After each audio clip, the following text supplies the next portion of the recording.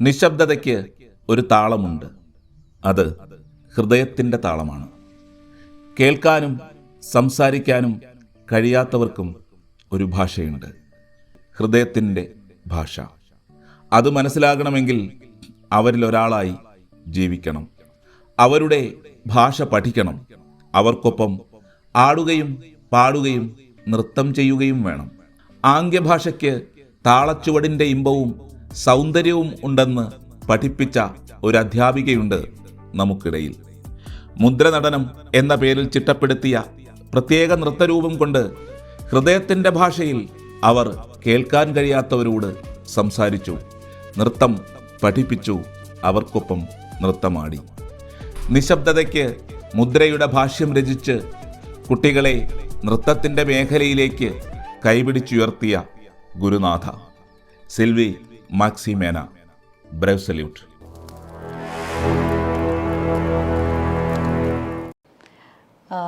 എൻ്റെ സ്വദേശം കോട്ടയമാണ്. കോട്ടയത്ത് സംക്രാന്തി ആൾക്കാർക്ക് അറിയാമായിരിക്കും. സംക്രാന്തി അവിടുന്ന് കുറച്ച് ദൂരമേ ഉള്ളൂ വീട്ടിലേക്ക്. അപ്പോൾ ചെറുപ്പം മുതലേ ഞാൻ അവിടുത്തെ ഒരു ഗ്രാമീണ പ്രദേശത്തുള്ള സ്കൂളിലാണ് പഠിച്ചതൊക്കെ. പിന്നെ പട്ടണത്തിൽ Bakers school, CMS college. CMS കോളേജിലായിരുന്നു 7 വർഷം. പ്രീ ഡിഗ്രി, ഡിഗ്രി, PG എല്ലാം ഇംഗ്ലീഷ് ലിറ്ററേച്ചറായിരുന്നു സബ്ജക്റ്റ്. അപ്പം ഫൈനൽ PG ഒക്കെ ആയപ്പം നമ്മൾക്ക് അവിടെ എക്സിബിഷൻസ് ഒക്കെ വരും കോളേജിൽ. അങ്ങനെ ഡെഫായിട്ടുള്ള ആൾക്കാർ അവിടെ ഈ എക്സിബിഷൻ്റെ ഭാഗമായിട്ട് വന്നപ്പം നമുക്ക് വളരെ ഒരു അത്ഭുതം തോന്നി. ഇവർ കമ്മ്യൂണിക്കേറ്റ് ചെയ്യുന്നത് സംസാരിക്കാൻ പറ്റത്തില്ലല്ലോ, അവർ അവരുടേതായ ഒരു ഭാഷ ഉപയോഗിച്ചാണ് കമ്മ്യൂണിക്കേറ്റ് ചെയ്യുന്നത്. അപ്പോൾ സൈൻ ലാംഗ്വേജ് അങ്ങനെയാണ് ആദ്യമായിട്ട് ഞാനത് കാണുന്നത്. അപ്പോൾ വളരെ താല്പര്യം തോന്നി, ഇത് എങ്ങനെയാണ് ഇവരത് കമ്മ്യൂണിക്കേറ്റ് ചെയ്യുന്നത്, എങ്ങനെയാണ് അവർക്കത് മനസ്സിലാകുന്നത്. അങ്ങനെ ഞാൻ അവരുമായിട്ട് ഒരു അടുപ്പമുണ്ടാവുകയും അവരിൽ നിന്നാണ് ആദ്യമായിട്ട് ഈ ഒരു കമ്മ്യൂണിക്കേഷനായിട്ടുള്ള ഈ സൈൻ ലാംഗ്വേജ് ആദ്യമായിട്ട് കാണുന്നതും പഠിക്കുന്നതും. അപ്പോൾ എനിക്ക് ഈ ആൽഫബറ്റ്, അതായത് സൈൻ ലാംഗ്വേജിൽ A മുതൽ Z വരെ നമ്മളുടെ ഈ ഇംഗ്ലീഷ് അക്ഷരമാലയിലെല്ലാം സൈൻ ലാംഗ്വേജിൽ കൂടെ നമുക്ക് പഠിക്കാൻ പറ്റും. അത് വെച്ച് അത്യാവശ്യം നമുക്ക് അവരുമായിട്ട് കമ്മ്യൂണിക്കേറ്റ് ചെയ്യാൻ പറ്റും. പക്ഷെ ആദ്യമൊക്കെ ഭയങ്കര രസമായിരുന്നു കേട്ടോ. ഇപ്പം അതിലൊരാൾ എന്നോട് പറഞ്ഞു പഠിച്ചത് മദ്രാസിലാണ്. അപ്പം ഈ ചെന്നൈ ഇല്ല, അതിന് മുമ്പുള്ള മദ്രാസ് എന്നുള്ള പേര്. അപ്പം പുള്ളി MADRAS എന്ന് തന്നെ കാണിച്ചു. അപ്പോൾ ഞാനിത് മനസ്സിലാക്കുന്നത് മാഡ് റെസ് എന്നാണ്. അപ്പോൾ എനിക്ക് അതെന്ത് ഈ മാഡ് റെസ് എന്താന്നിങ്ങനെ ചിന്തിച്ചു. പിന്നെയാണത് മദ്രാസ് അത് മനസ്സിലാകുന്നത്. അങ്ങനെ അതിലേക്ക് വരുന്നു. പിന്നെ ആ ഒരു കാലഘട്ടത്തിൽ ഞായറാഴ്ചകളിൽ ഈ ദൂരദർശനിൽ 1 മണിക്കാവും മറ്റോ എന്ന് തോന്നുന്നു, നാഷണൽ നെറ്റ്വർക്കിൽ ഈ ഹിയറിംഗ് ഇമ്പയർഡ് വേണ്ടിയിട്ടുള്ള ന്യൂസുണ്ട് സൈൻ ലാംഗ്വേജിൽ. അപ്പോൾ ഒരു ലേഡിയാണ് ചെയ്യുന്നത്, മുടിയൊക്കെ മുകളിൽ കെട്ടി വെച്ച് അവരിങ്ങനെ ഒരു 1/4 മണിക്കൂറാണെന്ന് തോന്നുന്നു. അപ്പോൾ അത് ഞാനിങ്ങനെ കണ്ടിരിക്കുമായിരുന്നു. അപ്പോൾ എൻ്റെ മൂത്ത 2 ബ്രദേഴ്സാണ്. അവർ ആ TV ആ സമയത്ത് ഓഫാക്കുകയൊക്കെ ചെയ്യും. കാരണം ഇതെന്തിനാണ് കാണുന്നതെന്ന് പറഞ്ഞു. അപ്പോൾ എൻ്റെ അച്ഛൻ മനോരമ, മലയാള മനോരമയിലായിരുന്നു. അദ്ദേഹത്തിൻ്റെ പേര് VC കുര്യൻ. അപ്പോൾ അദ്ദേഹം വളരെ സപ്പോർട്ട് ചെയ്തു. അതിനെന്താ അവളത് പഠിക്കട്ടെ, എന്തുവാന്ന് നോക്കട്ടെ എന്നും പറഞ്ഞ് വളരെ സപ്പോർട്ടീവായിരുന്നു. അങ്ങനെ അവിടെ പഠനത്തിന് ശേഷം ഇനി സൈൻ ലാംഗ്വേജിലുള്ള ഒരു പ്രത്യേക താല്പര്യം അന്നേ ഉണ്ടായിരുന്നു.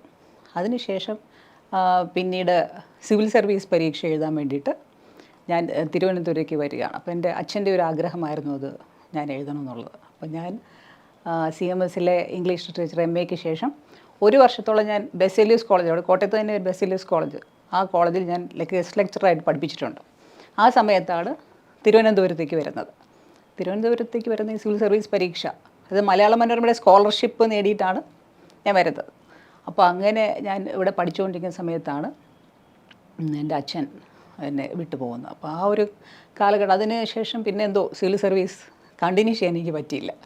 പിന്നീട് ജേർണലിസം, അപ്പം എൻ്റെ അച്ഛൻ മലയാള മനോരമയിലായിരുന്നുകൊണ്ട് നമുക്ക് ആ ഒരു പത്രപ്രവർത്തനത്തിനോടൊരു പ്രത്യേക ഒരു അറ്റാച്ച്മെൻ്റ് ഉണ്ട് ചെറുപ്പം മുതൽ. അപ്പോൾ അതിലേക്ക് പോകാൻ വേണ്ടി ഞാൻ പ്രസ് ക്ലബ്ബിൽ ജേർണലിസം കോഴ്സിന് ചേർന്നു. അപ്പോൾ അങ്ങനെ അവിടെ പഠിച്ചുകൊണ്ടിരിക്കുമ്പോൾ ഇങ്ങനെ അപ്പോഴും സൈൻ ലാംഗ്വേജിനെ പറ്റിയിട്ട് പിന്നീട് ഒരു കണ്ടിന്യൂവേഷനൊന്നുമില്ല. ഇങ്ങനെ പത്രപ്രവർത്തന രംഗത്ത് ആയിട്ട് മുന്നോട്ട് പോകുന്നു. അങ്ങനെയാണ് ഹസ്ബൻഡ് മാക്സി വിശ്വാസ് മേന, അന്ന് അദ്ദേഹം മലയാള മനോരമ ട്രിവാൻഡ്രത്ത് റിപ്പോർട്ടറാണ്. അദ്ദേഹത്തെ അങ്ങനെയാണ് പരിചയപ്പെടുന്നതും. പിന്നീട് ഞങ്ങളുടെ കല്യാണം, അതായത് 1999-ലായിരുന്നു. അപ്പം അതിൻ്റെ ഒരു രസകരമായ ഒരു കാര്യം എന്ന് പറയുന്നത്, നിഷ് എന്ന് പറഞ്ഞിട്ടൊരു സ്ഥാപനത്തിൽ ഞാൻ ആപ്ലിക്കേഷൻ കൊടുത്തു. കാരണം അവിടെ ഈ സൈൻ ലാംഗ്വേജ് ഉപയോഗിച്ചാണ് പഠിപ്പിക്കുന്നത്. ഏകദേശം എനിക്ക് കൂടുതലൊന്നും അറിയില്ല, എന്നാലും ഡെഫായിട്ടുള്ള ആൾക്കാർ ആണ് അവിടെ പഠിക്കുന്നത് എന്നുള്ളൊരു ഇതിൽ ഞാൻ അവിടെ അപ്ലൈ ചെയ്തിരുന്നു. അപ്പോൾ അതിൻ്റെ രസം എന്ന് വെച്ച് കഴിഞ്ഞാൽ കല്യാണം ദിവസവും ഇൻ്റർവ്യൂവിൻ്റെ ദിവസവും ഒരേ ദിവസമായിരുന്നു. അപ്പോൾ എനിക്ക് കൂടുതലും അന്ന് കല്യാണം കഴിക്കാനും ആയിരുന്നു ഒരു തീരുമാനം ഞാൻ എടുത്തത്. ഏതായാലും ഞാൻ കല്യാണം കഴിച്ചു. അതിലൊരു വളരെ ശരിയായൊരു തീരുമാനമായിരുന്നു എന്നുള്ളത് പിന്നീട് അത് തെളിയിച്ചു തരികയും ചെയ്തു. കാരണം കൂടുതലും പല കാര്യങ്ങളും എനിക്ക് ചെയ്യാൻ സപ്പോർട്ടായിരുന്നത് ഇദ്ദേഹമാണ്, ഹസ്ബൻഡാണ്. അദ്ദേഹം കഥകൾ എഴുതാറുണ്ട്, ഒരു പത്രപ്രവർത്തകനുമാണ്. അപ്പോൾ ഞങ്ങൾ അതിനുശേഷം പിന്നെ ഞാൻ പത്രപ്രവർത്തന രംഗത്തായിരുന്നു. ഹിന്ദുവിലും ഇന്ത്യൻ എക്സ്പ്രസ്സിലും ഒക്കെ ഞാൻ ആർട്ടിക്കിൾസ് ചെയ്യുമായിരുന്നു. പിന്നെ ഞങ്ങൾക്കൊരു കുഞ്ഞുണ്ടായി, കൃപ. അതിനുശേഷവും ഞാനിങ്ങനെ കണ്ടിന്യൂ ചെയ്തു പത്രപ്രവർത്തന രംഗത്തും. ഇടയ്ക്ക് പഠിപ്പിക്കാനുള്ള എന്തെങ്കിലും സാഹചര്യം വരുവാണെങ്കിൽ ഞാൻ അതിനും പോകുമായിരുന്നു. കാരണം അധ്യാപനവും ഭയങ്കര ഇഷ്ടമായിരുന്നു. അങ്ങനെ മുന്നോട്ട് വരുമ്പോഴാണ് ഈ സ്ഥാപനത്തിലത്തെ, അതായത് ഞാൻ എൻ്റെ കല്യാണ ദിവസം ഉണ്ടായിരുന്ന ഒരു ഇൻ്റർവ്യൂ ക്യാൻസലായിപ്പോയി. അവിടുന്ന് തന്നെ ഒരു ആപ്ലിക്കേഷൻ ക്ഷണിക്കുന്നു. എൻ്റെ ഹസ്ബൻഡ് അത് കാണുന്നു. ഞാൻ അറിയാതെ അദ്ദേഹം അപ്ലൈ ചെയ്തു. അപ്പോൾ അദ്ദേഹത്തിനറിയാം ഞാൻ നേരത്തെ ഇത് അപ്ലൈ ചെയ്തിരുന്നു, എനിക്ക് താല്പര്യമുള്ള മേഖലയാണ്. അങ്ങനെ എന്നെ ഒരു ദിവസം ഈ ഫോണിൽ അവിടുത്തെ എക്സിക്യൂട്ടീവ് ഡയറക്ടർ വിളിക്കുന്നത്, ഇങ്ങനെ ഒരു ആപ്ലിക്കേഷൻ കിട്ടിയിട്ടുണ്ട്, അങ്ങനെയാണെങ്കിൽ നിങ്ങൾ എത്രയും പെട്ടെന്ന് ഇവിടെ ഈ സ്ഥാപനത്തിൽ വരണമെന്ന് പറഞ്ഞു. ആക്കുളത്താണ്. അപ്പോൾ ഞാൻ പറഞ്ഞു ഞാൻ അപ്ലൈ ചെയ്തതായിട്ട് ഇങ്ങനെ പറഞ്ഞപ്പോൾ ഹസ്ബൻഡ് അവിടെ നിന്ന് പറഞ്ഞു ഞാൻ അപ്ലൈ ചെയ്തിട്ടുണ്ട്. അതിനുശേഷം ഞങ്ങൾ അവിടെ ഒരുമിച്ച് പോകുന്നു. പിന്നീട് അവിടുത്തെ ഇൻ്റർവ്യൂവിൽ എനിക്ക് കൂടുതൽ നന്നായിട്ട് പെർഫോം ചെയ്യാൻ പറ്റി. കാരണം എനിക്ക് സൈൻ ലാംഗ്വേജിൻ്റെ ബേസ് ഉണ്ട്. അങ്ങനെ അപ്പോൾ എങ്ങനെ കുട്ടികളെ പഠിപ്പിക്കാൻ പറ്റും എന്നൊക്കെ അവർ കുറേ കാര്യങ്ങൾ ചോദിച്ചു. റിട്ടൺ എക്സാമൊക്കെ ഉണ്ടായിരുന്നു. അപ്പോൾ അതിൽ ഞാനങ്ങനെ ഇനിഷ്യലി ജോയിൻ ചെയ്യുന്നു. 2011 ആണ്, ജൂലൈ 6 ജോയിൻ ചെയ്യുന്നത്. അന്ന് മുതലാണ് സൈൻ ലാംഗ്വേജ് ഉപയോഗിച്ച് കുട്ടികളെ ഇംഗ്ലീഷാണ് ഞാൻ പഠിപ്പിക്കുന്നത്. കാരണം കോളേജ് +2 കഴിഞ്ഞിട്ട് ഡിഗ്രി കോഴ്സുകൾക്കായിട്ട് വരുന്ന കുട്ടികളെയാണ് ഇംഗ്ലീഷ് പഠിപ്പിക്കുന്നത്. ഇംഗ്ലീഷ് പഠിപ്പിക്കുക എന്ന് പറഞ്ഞാൽ നമ്മൾ സാധാരണ പോലെ സംസാരിക്കും. കാരണം കുറച്ച് കുട്ടികൾക്ക് കുറച്ച് കേൾക്കാം. അപ്പം നമ്മൾ സംസാരിക്കും, ബോർഡിൽ എഴുതും. അപ്പം സൈൻ ലാംഗ്വേജിലാണ് ഒത്തിരി കാര്യം, അതായത് ഇംഗ്ലീഷ് സൈൻ ലാംഗ്വേജിൽ കൂടെയാണ് പഠിപ്പിക്കുന്നത്. അങ്ങനെ ഞാൻ അവിടെ തന്നെ സൈൻ ലാംഗ്വേജിൻ്റെ കോഴ്സുകൾ അവിടെ പഠിച്ചു തുടങ്ങി. പല ലെവലാണ്, A, B, C ലെവൽ, 3 ലെവലാണ്. അപ്പോൾ അത് അവിടെ ഇനിഷ്യൽ തന്നെ, അല്ലെങ്കിൽ ഞാൻ വർക്ക് ചെയ്യുന്ന സ്ഥാപനത്തിൽ തന്നെ പഠിച്ചു തുടങ്ങി. അങ്ങനെ അതിൻ്റെ ഒപ്പം തന്നെ കുട്ടികളുമായിട്ട് കമ്മ്യൂണിക്കേറ്റ് ചെയ്ത് അങ്ങനെയാണ് ഈ സൈൻ ലാംഗ്വേജിൻ്റെ ഒരു ലോകത്തേക്ക് വരുന്നത്. ഇപ്പോൾ ചെറുപ്പത്തിൽ എന്നെ ജൂഡോ പഠിപ്പിച്ചിരുന്നു. കാരണം സ്വയരക്ഷയ്ക്ക് ആവശ്യമായി. ഇപ്പം ഞാൻ ഒറ്റ മകളാണ്. പക്ഷേ അദ്ദേഹത്തിന് ചെറുപ്പം മുതലേ നിർബന്ധം ഉണ്ടായിരുന്നു, മൂത്ത 2 ആൺകുട്ടികളുടെ ഒപ്പമോ അതിന് മുകളിലോ ആയിരിക്കണം ഈ മകൾ. അപ്പോൾ ആ രീതിയിലുള്ള ട്രെയിനിങ്ങാണ് എപ്പോഴും തരുന്നത്. അപ്പം ജൂഡോയിൽ എന്നെ പരിശീലിപ്പിച്ചു. അപ്പോൾ എനിക്ക് അങ്ങനെയുള്ള കുറേ കാര്യങ്ങൾ അറിയാം. അങ്ങനെ വരുമ്പോഴാണ് എൻ്റെ മകൾ കൃപ, അവൾക്ക്, ഞങ്ങൾ തച്ചോട്ടുകാവ് എന്ന് പറഞ്ഞ് തിരുവനന്തപുരത്തൊരു ഗ്രാമീണ പ്രദേശത്താണ് താമസിക്കുന്നത്. അപ്പോൾ അവിടെ കരാട്ടെ ക്ലാസ്സുകളുണ്ട്. അപ്പോൾ ഞങ്ങളിങ്ങനെ ആ വഴിയിൽ കൂടെ പോകുമ്പോൾ ഭയങ്കര കുട്ടികളവിടെ കരാട്ടെ ഡ്രസ്സിൽ നിൽക്കുന്നതും ഭയങ്കര രസകരമായൊരു ഇതാണ്. ആ ശബ്ദവും അറിയാലോ, കരാട്ടയുടെ കിയ വിളികളും എല്ലാം. അപ്പം മകളെ കരാട്ടയ്ക്ക് ചേർക്കാമെന്ന് വിചാരിച്ചു. അപ്പം ഞങ്ങൾ ഒരു ദിവസം അവിടെ പോയി കഴിഞ്ഞപ്പോൾ ഈ ഫൈറ്റും ഇതൊക്കെ കണ്ടപ്പം മകൾ പറഞ്ഞു അമ്മയും കൂടെ വരണം, വന്നാലേ ഞാൻ അതിനെ പോവുള്ളൂ എന്ന് പറഞ്ഞു. ഞാൻ പറഞ്ഞു അവിടെ നിന്ന് ഇരുന്നാൽ മതിയോ? അല്ലല്ല, അങ്ങനെയല്ല, അമ്മയും അത് പഠിക്കണം. അമ്മ ശരി, ഞാൻ പഠിക്കും. അപ്പോൾ ഞങ്ങൾ തീരുമാനം എടുത്തു, പിന്നെ കുടുംബമായിട്ട് അങ്ങ് പോയി. ഏതായാലും 1 മണിക്കൂർ അവിടെ എല്ലാ ദിവസവും വൈകുന്നേരം ഇത് പഠിക്കണം. അങ്ങനെ ഞങ്ങൾ ഭാര്യയും ഭർത്താവും കുഞ്ഞും കൂടെ കരാട്ടെ പഠനം തുടങ്ങി. അങ്ങനെ കരാട്ടെ പഠിച്ചപ്പോൾ എന്നോട് പറഞ്ഞു കൂടുതൽ, കാരണം എനിക്കന്ന് 40 വയസ്സ് ഉണ്ട് ഈ കരാട്ടെ ക്ലാസ്സിൽ ചേരുമ്പോൾ. പറഞ്ഞു കൂടുതൽ എക്സസൈസ് ഒന്നും ചെയ്യണ്ട, കാരണം കുട്ടികളെ പോലെ അങ്ങനെ ചെയ്ത് കഴിഞ്ഞാൽ നമ്മളുടെ ബോഡി അത് ശരിയാവില്ല. പക്ഷേ ഞാനത് വിട്ടുകൊടുത്തില്ല. കുട്ടികളുടെ ഒപ്പം തന്നെ അത്ര തന്നെ എക്സസൈസൊക്കെ ഞാനും ചെയ്തിരുന്നു. അപ്പോൾ അങ്ങനെ പോയപ്പോൾ ഈ കരാട്ടെ ചാമ്പ്യൻഷിപ്പ് വന്നപ്പോൾ എനിക്ക് ഈ കട്ടാസിലും ഈ കുമിത്തയിലും ഗോൾഡ് മെഡൽ കിട്ടി. അപ്പോൾ അതിനെ തുടർന്ന് സ്റ്റേറ്റ് ചാമ്പ്യൻഷിപ്പ് വന്നപ്പോൾ അതിലും എനിക്ക് ഗോൾഡായിരുന്നു. ഈ കുമിത്ത എന്ന് പറഞ്ഞാൽ ഫൈറ്റ് ചെയ്യുന്ന അതിൽ എനിക്ക് ഗോൾഡ് ആയിരുന്നു. അപ്പോൾ സംസ്ഥാന ചാമ്പ്യനായി 2013. അപ്പോൾ അങ്ങനെ വന്നപ്പോൾ പിന്നീട് ഞാൻ വിചാരിച്ചു ഞാൻ പഠിപ്പിക്കുന്ന കുട്ടികൾക്ക് അവർക്ക് കേൾക്കാൻ പറ്റില്ല, സംസാരിക്കാനും പറ്റില്ല, അവർക്കൊരിക്കലും പുറത്ത് പോയിട്ട് കരാട്ടെ പഠിക്കാൻ പറ്റില്ല, അവരെ പഠിപ്പിക്കില്ലല്ലോ. അപ്പോൾ അവരെ ഈ സൈൻ ലാംഗ്വേജ് ഉപയോഗിച്ച് കരാട്ടെ പഠിപ്പിക്കണമെന്നൊരു ആഗ്രഹം വന്നു. അങ്ങനെ ഞാൻ പഠിപ്പിക്കുന്ന സ്ഥാപനത്തിൽ തന്നെ ഒക്കിനാവ ഗോജൂറിയോ കരാട്ടെ ക്ലബ്ബ് എന്ന് പറഞ്ഞ് കരാട്ടെ ക്ലബ്ബ് ഉണ്ടാക്കി.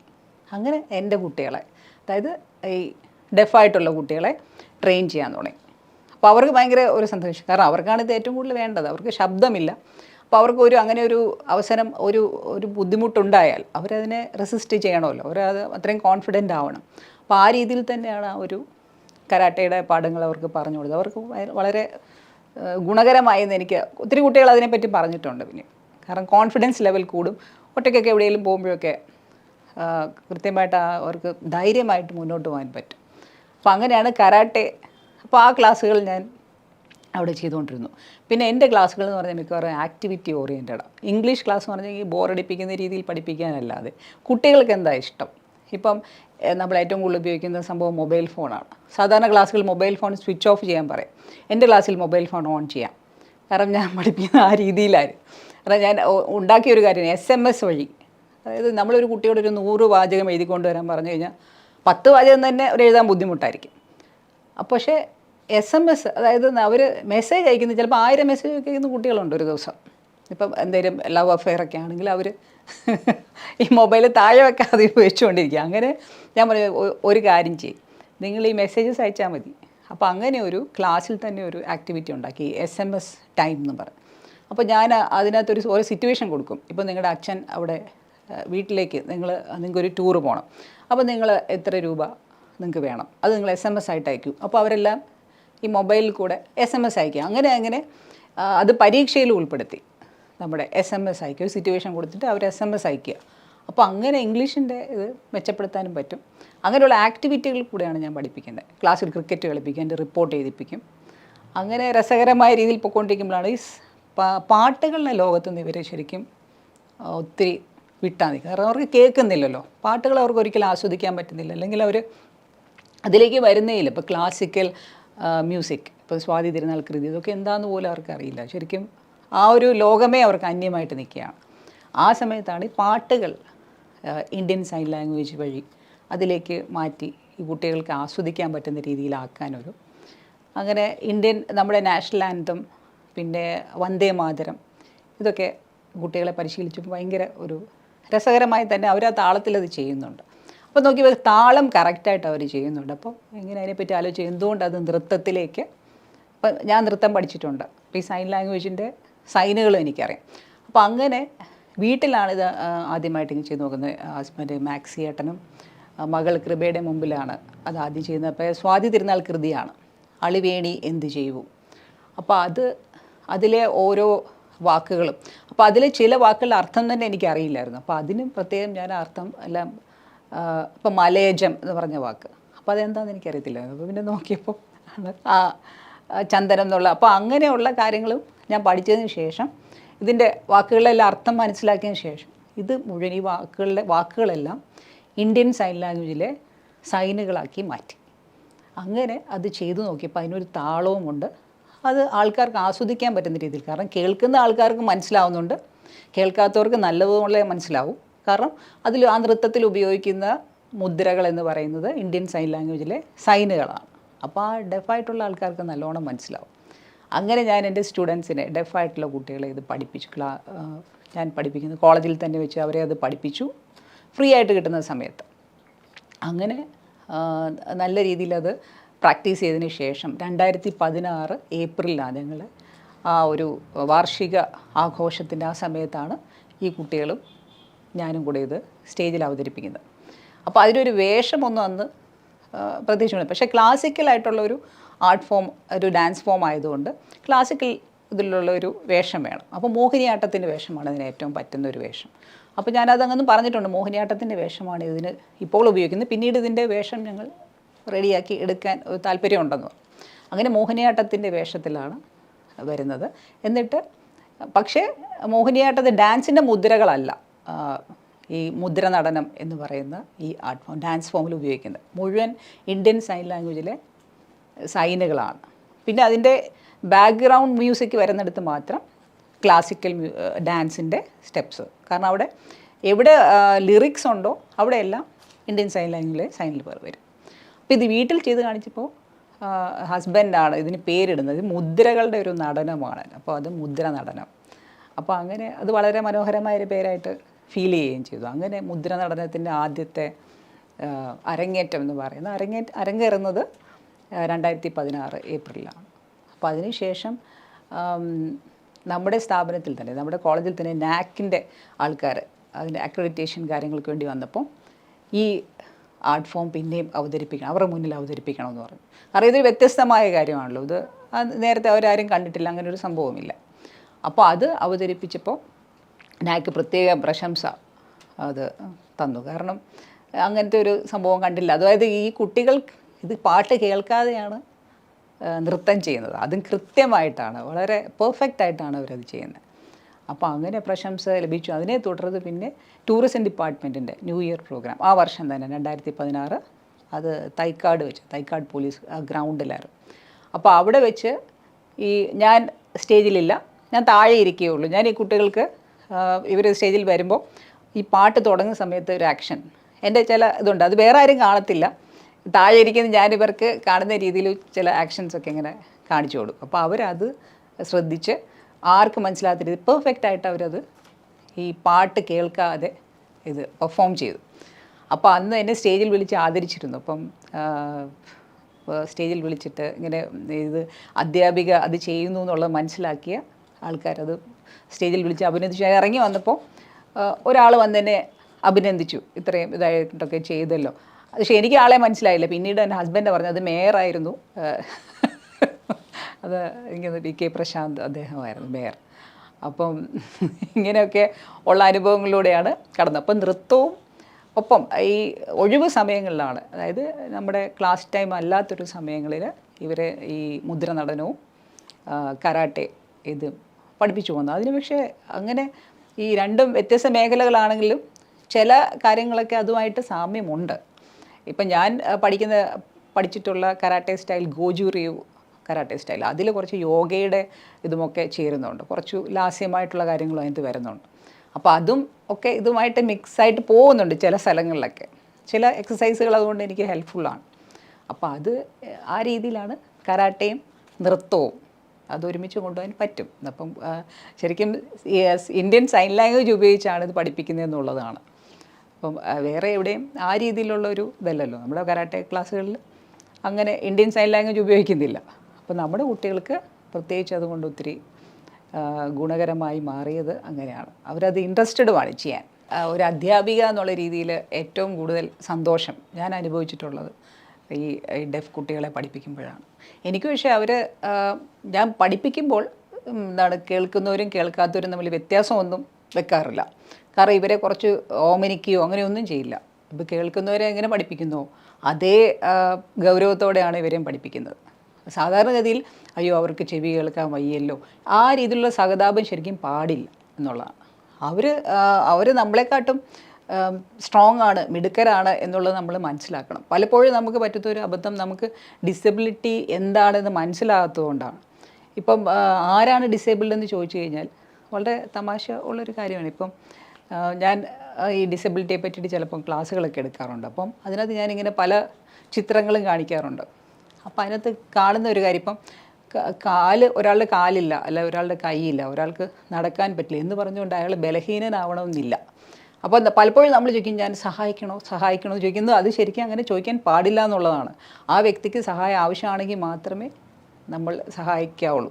ശരിക്കും നമ്മൾ ഒരാൾ വെറുതെ ഇരിക്കുമ്പോൾ ചെന്ന് നമ്മൾ ചോദിക്കില്ലല്ലോ ഞാൻ നിങ്ങളെ സഹായിക്കട്ടെ എന്ന് ചോദിക്കില്ലല്ലോ. പക്ഷേ പലപ്പോഴും ഈ പുറമേ നമ്മൾ കാണുമ്പോൾ കുഴപ്പമില്ലാത്തവരായിരിക്കും ഉള്ളിൽ ഡിസേബിൾഡ് ആയിട്ടുള്ള ആൾക്കാർ. അത് നമ്മൾ ഒരിക്കലും മനസ്സിലാക്കത്തില്ല. അപ്പം ശരിക്കും പറഞ്ഞാൽ ഇപ്പം എൻ്റെ കുട്ടികൾ എന്ന് പറയുന്നത് പല കാര്യങ്ങളിലും അവരെന്നെക്കാട്ടും എത്രയോ മിടുക്കരാണ്. ഇപ്പം കമ്പ്യൂട്ടർ റിലേറ്റഡ് ആയിട്ടുള്ള പല കാര്യങ്ങളും എനിക്ക് ചിലതൊന്നും അറിയത്തില്ലായിരിക്കും, അല്ലെങ്കിൽ മൊബൈൽ റിലേറ്റഡ് ആയിട്ട് അവർ നിമിഷ നേരം കൊണ്ടത് എല്ലാം ശരിയാക്കി തരും. അപ്പം നമ്മളാണ് അവിടെ ഡിസേബിൾഡ് ആയിട്ടുള്ളത്, അവരല്ല. അപ്പോൾ അത് നമ്മൾ എന്ന് മനസ്സിലാക്കുന്നു അന്നേരം നമുക്ക് ഈ കുഞ്ഞുങ്ങളെ, ഇപ്പോൾ ഈ കുട്ടികളെന്ന് പറയുമ്പോൾ അവരെ ആ ഒരു രീതിയിൽ തന്നെ മനസ്സിലാക്കുക, അവർ ഡിസേബിൾഡ് അല്ല, അവർ സ്പെഷ്യലി ഏബിൾഡാണ്, നമ്മളെക്കാട്ടും മിടുക്കരാണ്. അതുകൊണ്ടാണ് അവർ ഡിഫറെൻ്റ്ലി ഏബിൾഡ് എന്ന് പറയുന്നത്. അപ്പോൾ അവർക്ക് നമ്മളെക്കാട്ടും ഇപ്പം എനിക്ക് തോന്നുന്നത് കോൺസെൻട്രേഷൻ ലെവലും ഫോക്കസ് ലെവലും ഒക്കെ നമ്മളെക്കാട്ട് എത്രയോ കൂടുതലായിരിക്കും. കാരണം പുറത്തുനിന്നുള്ള ഡിസ്ട്രാക്ഷൻസ് അവർക്ക് കുറവാണ്. ഈ ആവശ്യമില്ലാത്ത ശബ്ദങ്ങളൊന്നും അവർ കേൾക്കുന്നില്ല. പിന്നെ എനിക്ക് തോന്നുന്നത് പേടി എന്ന് പറയുന്നത് അവർക്ക് വളരെ കുറവാണ്. കാരണം നമ്മൾ പല കാര്യങ്ങളും കേട്ടാണല്ലോ പേടിക്കുന്നത്. അപ്പോൾ ഇവരതൊന്നും കേൾക്കുന്നില്ല. പല കാര്യങ്ങളും അവർക്ക് പേടിയില്ല. ഇപ്പോൾ സ്റ്റേജിൽ കയറി പെർഫോം ചെയ്യാൻ പറഞ്ഞാലും, ഇപ്പം മുദ്ര നടനം തന്നെ ഞാൻ മാജിക് പ്ലാനറ്റിലും ഒക്കെ പഠിപ്പിക്കുന്നുണ്ട്. ഫ്രീ ആയിട്ട് വോളണ്ടിയർ ചെയ്യാറുണ്ട്. അപ്പോൾ അവിടെ പോകുമ്പോൾ അവിടെ പല ഡിസബിലിറ്റീസ് ഉള്ള കുട്ടികൾ, ഓട്ടിസ്റ്റിക് ഉണ്ട്, ഡൗൺ സിൻഡ്രോം ഉള്ള കുട്ടികളുണ്ട്, ഡെഫായിട്ടുള്ളവരുണ്ട്, പിന്നെ മെൻ്റലി ചാലഞ്ച്ഡ്, അങ്ങനെ ഒത്തിരി കുട്ടികൾ. ഇവരെല്ലാവരും ഞാൻ പഠിപ്പിച്ചിട്ടുണ്ട്. അപ്പോൾ എൻ്റെ മകളും കൃപയും ചിലപ്പോൾ അവരുടെ കൂടെ നിന്ന് പഠിക്കാൻ ശ്രമിക്കാറുണ്ട്. അപ്പോൾ കൃപ പറയും, ആ കുട്ടികളെല്ലാം പെട്ടെന്ന് പഠിക്കുന്നുണ്ടല്ലോ, ഞാൻ പക്ഷേ കുറച്ച് സമയം എടുക്കുന്നുണ്ട് പഠിക്കാൻ. അതെന്താ? ഞാൻ പറയും, അതാണ് അവരുടെ കോൺസെൻട്രേഷൻ ലെവലും അവർ ശ്രദ്ധിക്കുന്നതും ഒക്കെ വ്യത്യസ്തമാണ്. നമ്മളെക്കാട്ടും ഫോക്കസ് ഉണ്ട് അവർക്ക്. അതുകൊണ്ട് ആണ് പറയുന്നത് ശരിക്കും അവർ ഡിഫറെൻറ്റ് ലേബിളിലാണ്, സ്പെഷ്യൽ ഏബിളിലാണ്, നമ്മളെക്കാട്ടും മിടുക്കരാണ്. അപ്പോൾ ആ രീതിയിലുള്ള ഒരു ചിന്തയോടെ ക്ലാസ്സിൽ പോവുക. പിന്നെ ഈ പറഞ്ഞതുപോലെ ക്ഷമ വേണം എന്ന് പറയുന്നത് അവർക്കൊരു ഈ +2 കഴിഞ്ഞ് വരുന്ന കുട്ടികൾക്ക് അതെനിക്ക് പറയുന്ന വളരെ സങ്കടമുണ്ട്. കാരണം ഞാൻ കണ്ടിട്ടുള്ളതിൽ +2 കഴിഞ്ഞ് വരുന്ന കുട്ടികൾ 96% മാർക്കോടെയൊക്കെ ആയിരിക്കും വരുന്നത്. പക്ഷേ പല കുട്ടികൾക്കും ABCD പോലും അറിയത്തില്ല. 1 മുതൽ 50 വരെ എണ്ണാൻ അറിയില്ല. അപ്പോൾ ഈ 12 വർഷവും അവർ സ്കൂളിൽ എന്താണ് ചെയ്തിരുന്നത് പോലും നമുക്കറിയില്ല. കാരണം അവരെ സൈൻ ലാംഗ്വേജ് ഉപയോഗിച്ചിട്ടല്ല പഠിപ്പിക്കുന്നത്. ഇപ്പം പലരും പറയും ലിപ്പ് റീഡിംഗ് ഒക്കെ വെച്ച് പഠിപ്പിക്കാൻ പറ്റും. പക്ഷേ എൻ്റെ നോട്ടത്തിൽ ശരിക്കും പൂർണ്ണമായും കേൾക്കാൻ പറ്റാത്ത ഒരാൾക്ക് ലിപ്പ് റീഡിംഗ് ഒക്കെ എത്രത്തോളം പറ്റും? ഫിസിക്സും കെമിസ്ട്രിയൊക്കെ ലിപ്പ് റീഡിങ്, ഒരാളുടെ ചുണ്ടിൻ്റെ അനക്കം, അത് എത്രത്തോളം നമുക്കിപ്പം ഫിസിക്സ് E=mc², ഇങ്ങനെയൊക്കെ പറയുമ്പോൾ ഇതൊക്കെ ഒരു കുട്ടി എങ്ങനെ മനസ്സിലാക്കും? അത് നമുക്ക് ചിന്തിക്കാവുന്നതേ ഉള്ളൂ. പക്ഷേ അവരെ സൈൻ ലാംഗ്വേജ്, ഇപ്പോൾ ഇന്ത്യൻ സൈൻ ലാംഗ്വേജ് ഉപയോഗിച്ച് പഠിപ്പിക്കുമ്പോൾ ഉള്ള ഗുണം എന്ന് വെച്ചാൽ ഈ സൈൻ ലാംഗ്വേജിലെ സൈനുകളെല്ലാം സ്റ്റാൻഡർഡൈസ്ഡ് ആണ്. അപ്പോൾ ടീച്ചർ സൈൻ ചെയ്യുന്നതും കുട്ടി സൈൻ ചെയ്യുന്നതെല്ലാം ഒരേപോലെയാണ്. മറ്റേന്ന് പറഞ്ഞാൽ പല ലോക്കൽ സൈൻ ലാംഗ്വേജസ് ഉണ്ട്, അതെല്ലാം കമ്മ്യൂണിക്കേഷൻ എന്നല്ല. പക്ഷേ പഠിപ്പിക്കുമ്പോൾ അധ്യാപികയുടെ സൈനുകളും വിദ്യാർത്ഥിയുടെ സൈനുകളെല്ലാം ഒരേപോലെ ആയിരിക്കണം. ആ രീതിയിൽ അവരെ പഠിപ്പിക്കുവാണെങ്കിൽ അത് തീർച്ചയായിട്ടും അവർ മറ്റുള്ളത് കേൾക്കുന്ന കുട്ടികളെക്കാട്ടും മിടുക്കരായി മാറും. വിദേശത്തുനിന്ന് വരുന്ന ഡെഫായിട്ടുള്ള കുട്ടികൾ എത്രയോ നന്നായിട്ട് മികച്ച എഴുത്തുകാരുണ്ട്, ഒക്കെയുണ്ട്. അവർ ആ രീതിയിലാണ് ട്രെയിൻ ചെയ്യുക. അവർക്ക് വേണ്ടത് എന്താണോ അതാണ് കൊടുക്കുന്നത്. അപ്പോൾ നമ്മളുടെ ഇവിടെ ഞാൻ പറഞ്ഞല്ലോ, ഈ ബേസിക് ലെവലിൽ നിന്നാണ് നമ്മളവരെ പിന്നെ പഠിപ്പിച്ചെടുക്കുന്നത്. ABCD മുതലാണ് +2 കഴിഞ്ഞ് വരുന്ന കുട്ടികൾ, ഈ 17-18 വയസ്സുള്ളവരെ. പക്ഷേ ഈ ഒരു വർഷം ഞങ്ങൾ ഇംഗ്ലീഷും കണക്കും സൈൻ ലാംഗ്വേജും മാത്രമാണ്, ഇന്ത്യൻ സൈൻ ലാംഗ്വേജ് മാത്രമാണ് പഠിപ്പിക്കുന്നത്. കാരണം അവർക്ക് ആ ഒരു ബേസ് വേണമല്ലോ. നമ്മൾ പിന്നെ BSc കമ്പ്യൂട്ടർ സയൻസും BCom bachelor of fine arts ഡിഗ്രിയൊക്കെയാണ്. അതവരെ പഠിപ്പിക്കണമെങ്കിൽ അവർക്ക് ഈ ബേസിക് സംഭവം വേണം. പക്ഷെ ഒറ്റ വർഷം കൊണ്ട് തന്നെ അവർ എത്രത്തോളം വ്യത്യാസപ്പെടുന്നു നമുക്ക് കാണാം. കാരണം sign language, Indian sign language ഉപയോഗിച്ച് പഠിപ്പിക്കുമ്പോൾ ഭയങ്കരമായ വ്യത്യാസം വരും. അപ്പോൾ അതിനകത്ത് ബുദ്ധിമുട്ടുകളുണ്ട്. കാരണം ഇപ്പം നീതി എന്ന് പറയുന്നൊരു കാര്യം, അത് നമ്മളെങ്ങനെ ഒരു ഡെഫായിട്ടുള്ള ഒരാളെ പഠിപ്പിക്കും? അപ്പോൾ നമുക്ക് ചിലപ്പോൾ ഇങ്ങനെയൊക്കെ ചില ഡ്രാമകളൊക്കെ കാണിക്കും. അപ്പം നമ്മൾ കോടതിയിൽ പോകുന്നു, അപ്പോൾ അവിടെ നമുക്ക് നീതി കിട്ടുന്നു. പക്ഷേ എന്താണ് കിട്ടുന്നത്? അപ്പം അത് നമ്മളെങ്ങനെ ഒരാളെ മനസ്സിലാക്കും? അവർക്ക് മലയാളത്തിൽ അവർക്ക് ബേസ് ഇല്ല. അപ്പോൾ നമ്മളിപ്പോൾ മലയാളം അറിയാമെങ്കിൽ നമുക്കത് ആ രീതിയിൽ ഇപ്പോൾ എന്തോ ഒരു കണക്ഷൻ കിട്ടും. അതേപോലെ സിറ്റുവേഷൻ എന്ന് പറഞ്ഞാൽ നമുക്ക് മലയാളത്തിലാണെങ്കിൽ നമുക്കത് ഒരാളെ പറഞ്ഞ് മനസ്സിലാക്കി എളുപ്പം. പക്ഷേ അത് ഒരു ഡെഫ് കുട്ടിയെ മനസ്സിലാക്കണമെങ്കിൽ നമ്മൾ ഒത്തിരി ചിലപ്പോൾ ആ ഒരൊറ്റ വാക്ക് വെച്ച് തന്നെ 1-2 മണിക്കൂർ എടുത്തുനിന്നിരിക്കും ആ കുട്ടികളെ മനസ്സിലാക്കാൻ. അത് തീർച്ചയായിട്ടും ശ്രമകരമായൊരു കാര്യം തന്നെയാണ്. എല്ലാവർക്കും പറ്റില്ല, പക്ഷേ അതിനോട് ഇൻട്രസ്റ്റ് ഉള്ളവർക്ക് തീർച്ചയായിട്ടും അവരിലേക്ക് എത്തുക എന്നുള്ളതാണ്. നമ്മളെപ്പോഴും ചിന്തിക്കാൻ പറ്റുന്നൊരു കാര്യം, നമുക്ക് sign language, Indian sign language പഠിച്ചു കഴിഞ്ഞാൽ ഇവരുടെ വേൾഡിലേക്ക് നമുക്ക് എത്താൻ എളുപ്പമാണ്. നമുക്കൊരു 3 മാസത്തെ നല്ല സ്ട്രോങ് ആയിട്ട് പഠിപ്പിച്ചാൽ ബേസിക്കായിട്ട് അവരുമായിട്ട് ആശയ സംവാദം നടത്താൻ പറ്റും. ഒരു A ലെവലൊക്കെ പഠിച്ചു കഴിഞ്ഞാൽ അവരുമായിട്ട് കമ്മ്യൂണിക്കേറ്റ് ചെയ്യാൻ പറ്റും. പക്ഷേ അവർക്കൊരിക്കലും നമ്മളുമായിട്ട് കമ്മ്യൂണിക്കേറ്റ് ചെയ്യാൻ, അവർക്ക് സംസാരിക്കാൻ പറ്റില്ല. അപ്പോൾ അത് മനസ്സിലാക്കി നമ്മളാണോ അവരുടെ ലോകത്തേക്ക് പോകേണ്ടത്, അവരാണോ നമ്മുടെ ലോകത്തേക്ക് വരേണ്ടത്, നമ്മൾ ആലോചിക്കണം. പക്ഷെ പലപ്പോഴും ഇവരെ ഇങ്ങനെ സൈഡ് ലൈൻ ചെയ്ത് പോകാറുണ്ട്. അതൊരു സങ്കടകരമായ കാര്യമാണ്. കാരണം ഗവൺമെൻറ് തലത്തിലൊക്കെ നമ്മൾ എത്രയോ പ്രാവശ്യം, ഇപ്പോൾ ഞാൻ പഠിപ്പിക്കുന്ന സ്ഥാപനത്തിൽ ഒരു ഇൻ്റർനാഷണൽ വർക്ക്ഷോപ്പ് നടത്തിയിട്ടുണ്ട്. അതിനകത്ത് importance of Indian sign language in deaf education 2017 അത് ചെയ്തത്. അപ്പോൾ അതിനകത്ത് ഈ ഇന്ത്യൻ സൈൻ ലാംഗ്വേജ് ഉപയോഗിച്ച് പഠിപ്പിക്കുന്നത് കൊണ്ടുള്ള പ്രയോജനം അത് നമ്മുടെ കേരളത്തിലെയും ഇന്ത്യയിൽ നിന്ന് വന്ന പല സ്കൂളുകളിലെയും എഡ്യൂക്കേറ്റേഴ്സ് അവരെല്ലാം വിളിച്ചിട്ടാണ് ഈ ഒരു കാര്യം നടത്തിയത്. അമേരിക്കയിൽ നിന്നും ഉണ്ടായിരുന്നു, ഇൻ്റർനാഷണൽ വർക്ക്ഷോപ്പായിരുന്നു. അപ്പോൾ അതിനകത്ത് ഈ കാര്യങ്ങളിങ്ങനെ പറയുമ്പോൾ ഇന്ത്യൻ സൈൻ ലാംഗ്വേജ് ഈ സൈൻ ലാംഗ്വേജ് ഉപയോഗിച്ച് പഠിപ്പിക്കുമ്പോൾ അവർക്ക് ഭയങ്കരമായ വ്യത്യാസം ഉണ്ടാകും എന്നുള്ളത് മനസ്സിലാക്കി കൊടുത്തു. എങ്കിൽ പോലും നമ്മൾ ഗവൺമെൻറ് തലത്തിൽ അത് പറയുമ്പോൾ അതിനത്രത്തോളം ഇപ്പോഴും ഈ ഡെഫായിട്ടുള്ള കുട്ടികൾ സൈൻ ലാംഗ്വേജ് ഒന്നും ഇല്ലാതെ ക്ലാസ്സുകളിൽ വളരെ ഇതായിട്ട് പഠിച്ചു വരും. അവർക്ക് പക്ഷേ മാർക്കുണ്ടാവും. അവർ 10ാം ക്ലാസ്സോ +2 കഴിയുമ്പോൾ 96% മാർക്കും ആയിട്ട് ഈ സർട്ടിഫിക്കറ്റുമായിട്ട് വരുന്നത്. പക്ഷേ സങ്കടകരമായ കാര്യം എന്ന് പറഞ്ഞാൽ അവർക്ക് ഈ പറഞ്ഞതിൽ ബേസിക് ആയിട്ടുള്ള കാര്യങ്ങൾ പോലും അറിയില്ല. അപ്പോൾ അത്രത്തോളം നമ്മൾ അവരുമായിട്ട് ഇരുന്ന് അവരിൽ കൂടെ ഒത്തിരി കാര്യങ്ങൾ ചെയ്ത് പക്ഷേ അവർ അത്രത്തോളം കഷ്ടപ്പെട്ട് പഠിക്കുന്നതുകൊണ്ട് തന്നെ 1 വർഷം കൊണ്ട് തന്നെ ഒത്തിരി വ്യത്യാസം വരാറുണ്ട്. പക്ഷേ മാറ്റങ്ങൾ ഇപ്പോൾ കുറേയൊക്കെ വരുന്നുണ്ട്, എന്നാലും അത്രത്തോളം പോരാ. വളരെ ചെറിയ പ്രായത്തിൽ നിന്ന് തന്നെ ഇവരെ sign language Indian sign language ഉപയോഗിച്ച് സ്കൂളുകളിൽ പഠിപ്പിച്ചാൽ ഇവർ കേൾക്കുന്ന കുട്ടികളെ കാട്ടും മിടുക്കരായിട്ട് വരും. ഇപ്പോൾ മുദ്രനടനത്തിൻ്റെ ഇങ്ങനെ ഓരോരോ സ്റ്റേജുകൾ കഴിയുന്തോറും അപ്പം അതിന് ഒരു താല്പര്യം ആൾക്കാരിൽ കൂടി വന്നു. കാരണം ആൾക്കാരുടെ ഏറ്റവും വലിയ അത്ഭുതം എന്ന് പറഞ്ഞു കഴിഞ്ഞാൽ ഈ കുട്ടികൾ പാട്ട് കേൾക്കാതെ എങ്ങനെയാണ് നൃത്തം ചെയ്യുന്നത്. അതാണ് അതിൻ്റെ പ്രധാന കാര്യം. അത് കൃത്യമാണ് താനും, ഒരു അണുവിട തെറ്റിക്കാതെയാണ് അവർ ചെയ്യുക. അപ്പോൾ ഞാൻ പലപ്പോഴും താഴെ ആൾക്കാരുടെ കൂടെ ഒപ്പം ഇരുന്നത് ആസ്വദിക്കുകയാണ്. പക്ഷേ ചെറിയ രീതിയിൽ, കാരണം അവർക്ക് പാട്ട് തുടങ്ങുന്നതൊന്നും അവർക്ക് അറിയില്ലല്ലോ. അപ്പോൾ ചില സിഗ്നലുകൾ കൊടുത്തേ പറ്റൂ. അപ്പോൾ അത് ആരും കാണാതെ ഞാനത് ചെയ്യും. അപ്പോൾ എൻ്റെ കയ്യിലും ഒക്കെ ആയിരിക്കും അവരുടെ കണ്ണുകൾ. അവർ വിഷ്വൽ ഭയങ്കരമായിട്ട് ഇമ്പോർട്ടൻസ് കൊടുക്കുന്നവരായതുകൊണ്ട് അവരത് സ്റ്റേജിൽ നിന്നും എൻ്റെ കയ്യിലായിരിക്കും പലപ്പോഴും ഒരു കണ്ണുകൾ. അപ്പോൾ ആ കൈയുടെ ഇത് മാറുന്നതനുസരിച്ച് അവർ കൃത്യമായിട്ടത് പെർഫോം ചെയ്യും. അങ്ങനെ 2016 ഈ ടൂറിസം ഡിപ്പാർട്ട്മെൻറ്റ് പ്രോഗ്രാമിന് ശേഷം ഭിന്നശേഷി അവാർഡ് നിശ, അതുപോലെ ഭിന്നശേഷി വാരാചരണം, ഇവിടെയൊക്കെ ഈ കുട്ടികളെയും കൊണ്ടുപോയിട്ട് ഇങ്ങനെ ഇത് അവതരിപ്പിക്കാൻ പറ്റി. അതിനെ തുടർന്നാണ് സൂര്യ ഫെസ്റ്റിവലിൽ നമ്മളെ ക്ഷണിക്കുന്നത്. അപ്പോൾ സൂര്യ ഫെസ്റ്റിവൽ എന്ന് പറഞ്ഞാൽ ലോകത്തിലെ തന്നെ അത്രയും പേര് കേട്ട ഏറ്റവും വലിയ ഫെസ്റ്റിവലാണല്ലോ ഡാൻസ് മ്യൂസിക് കലാപരമായ. അപ്പോൾ അവിടെ സൂര്യ കൃഷ്ണമൂർത്തി സാർ അദ്ദേഹം ഇത് പറഞ്ഞു ഇങ്ങനെ ഈ കുട്ടികളിങ്ങനെ ഈ പാട്ട് കേൾക്കാതെ എങ്ങനെ നൃത്തം ചെയ്യുന്നത്, അത് ഭയങ്കര ഒരു കാര്യമാണല്ലോ, നിങ്ങളത് അവതരിപ്പിക്കണം.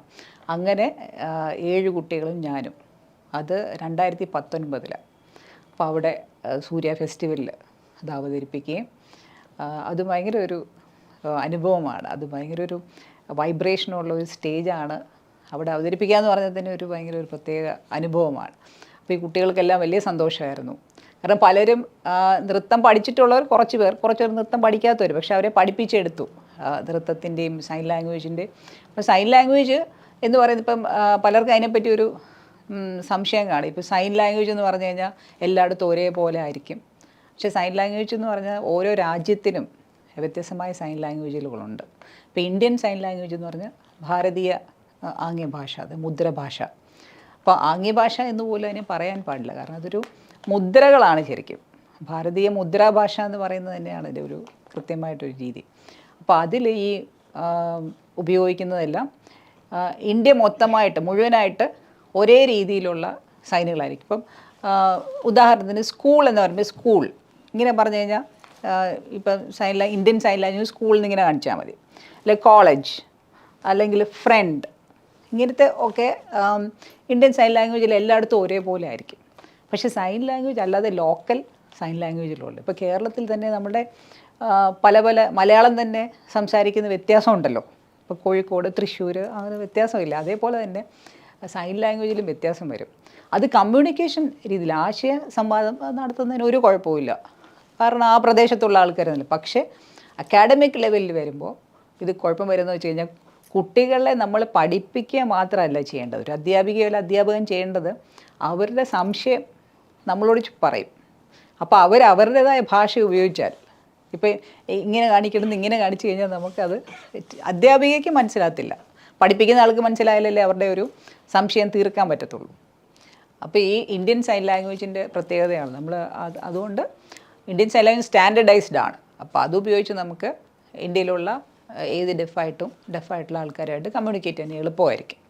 ഇപ്പം വേറെ ലോക്കൽ സൈൻ ലാംഗ്വേജ് കാണിച്ചു കഴിഞ്ഞാലും ഡെഫായിട്ടുള്ള ആൾക്കാർക്കത് അവർ മനസ്സിലാക്കി എടുക്കും.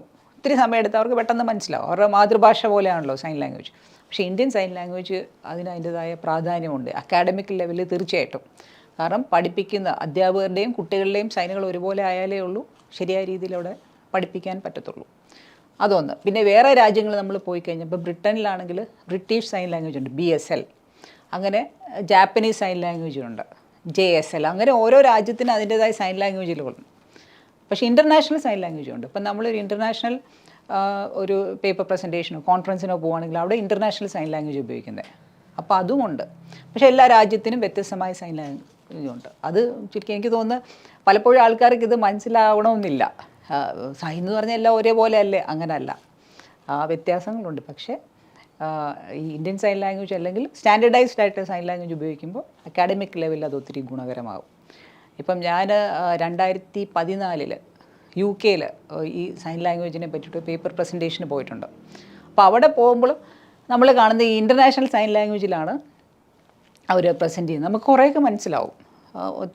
അങ്ങനെ വലിയ വ്യത്യാസമൊന്നും നമുക്ക് ഫീൽ ചെയ്യത്തൊന്നുമില്ല. പക്ഷേ എന്നാലും ഇന്ത്യൻ സൈൻ ലാംഗ്വേജ് ആണോ എന്ന് ചോദിച്ചു കഴിഞ്ഞാൽ അല്ല, വ്യത്യാസമുണ്ട്. പക്ഷേ നമുക്കത് മനസ്സിലാകുന്ന രീതിയിലാണ് പലതും.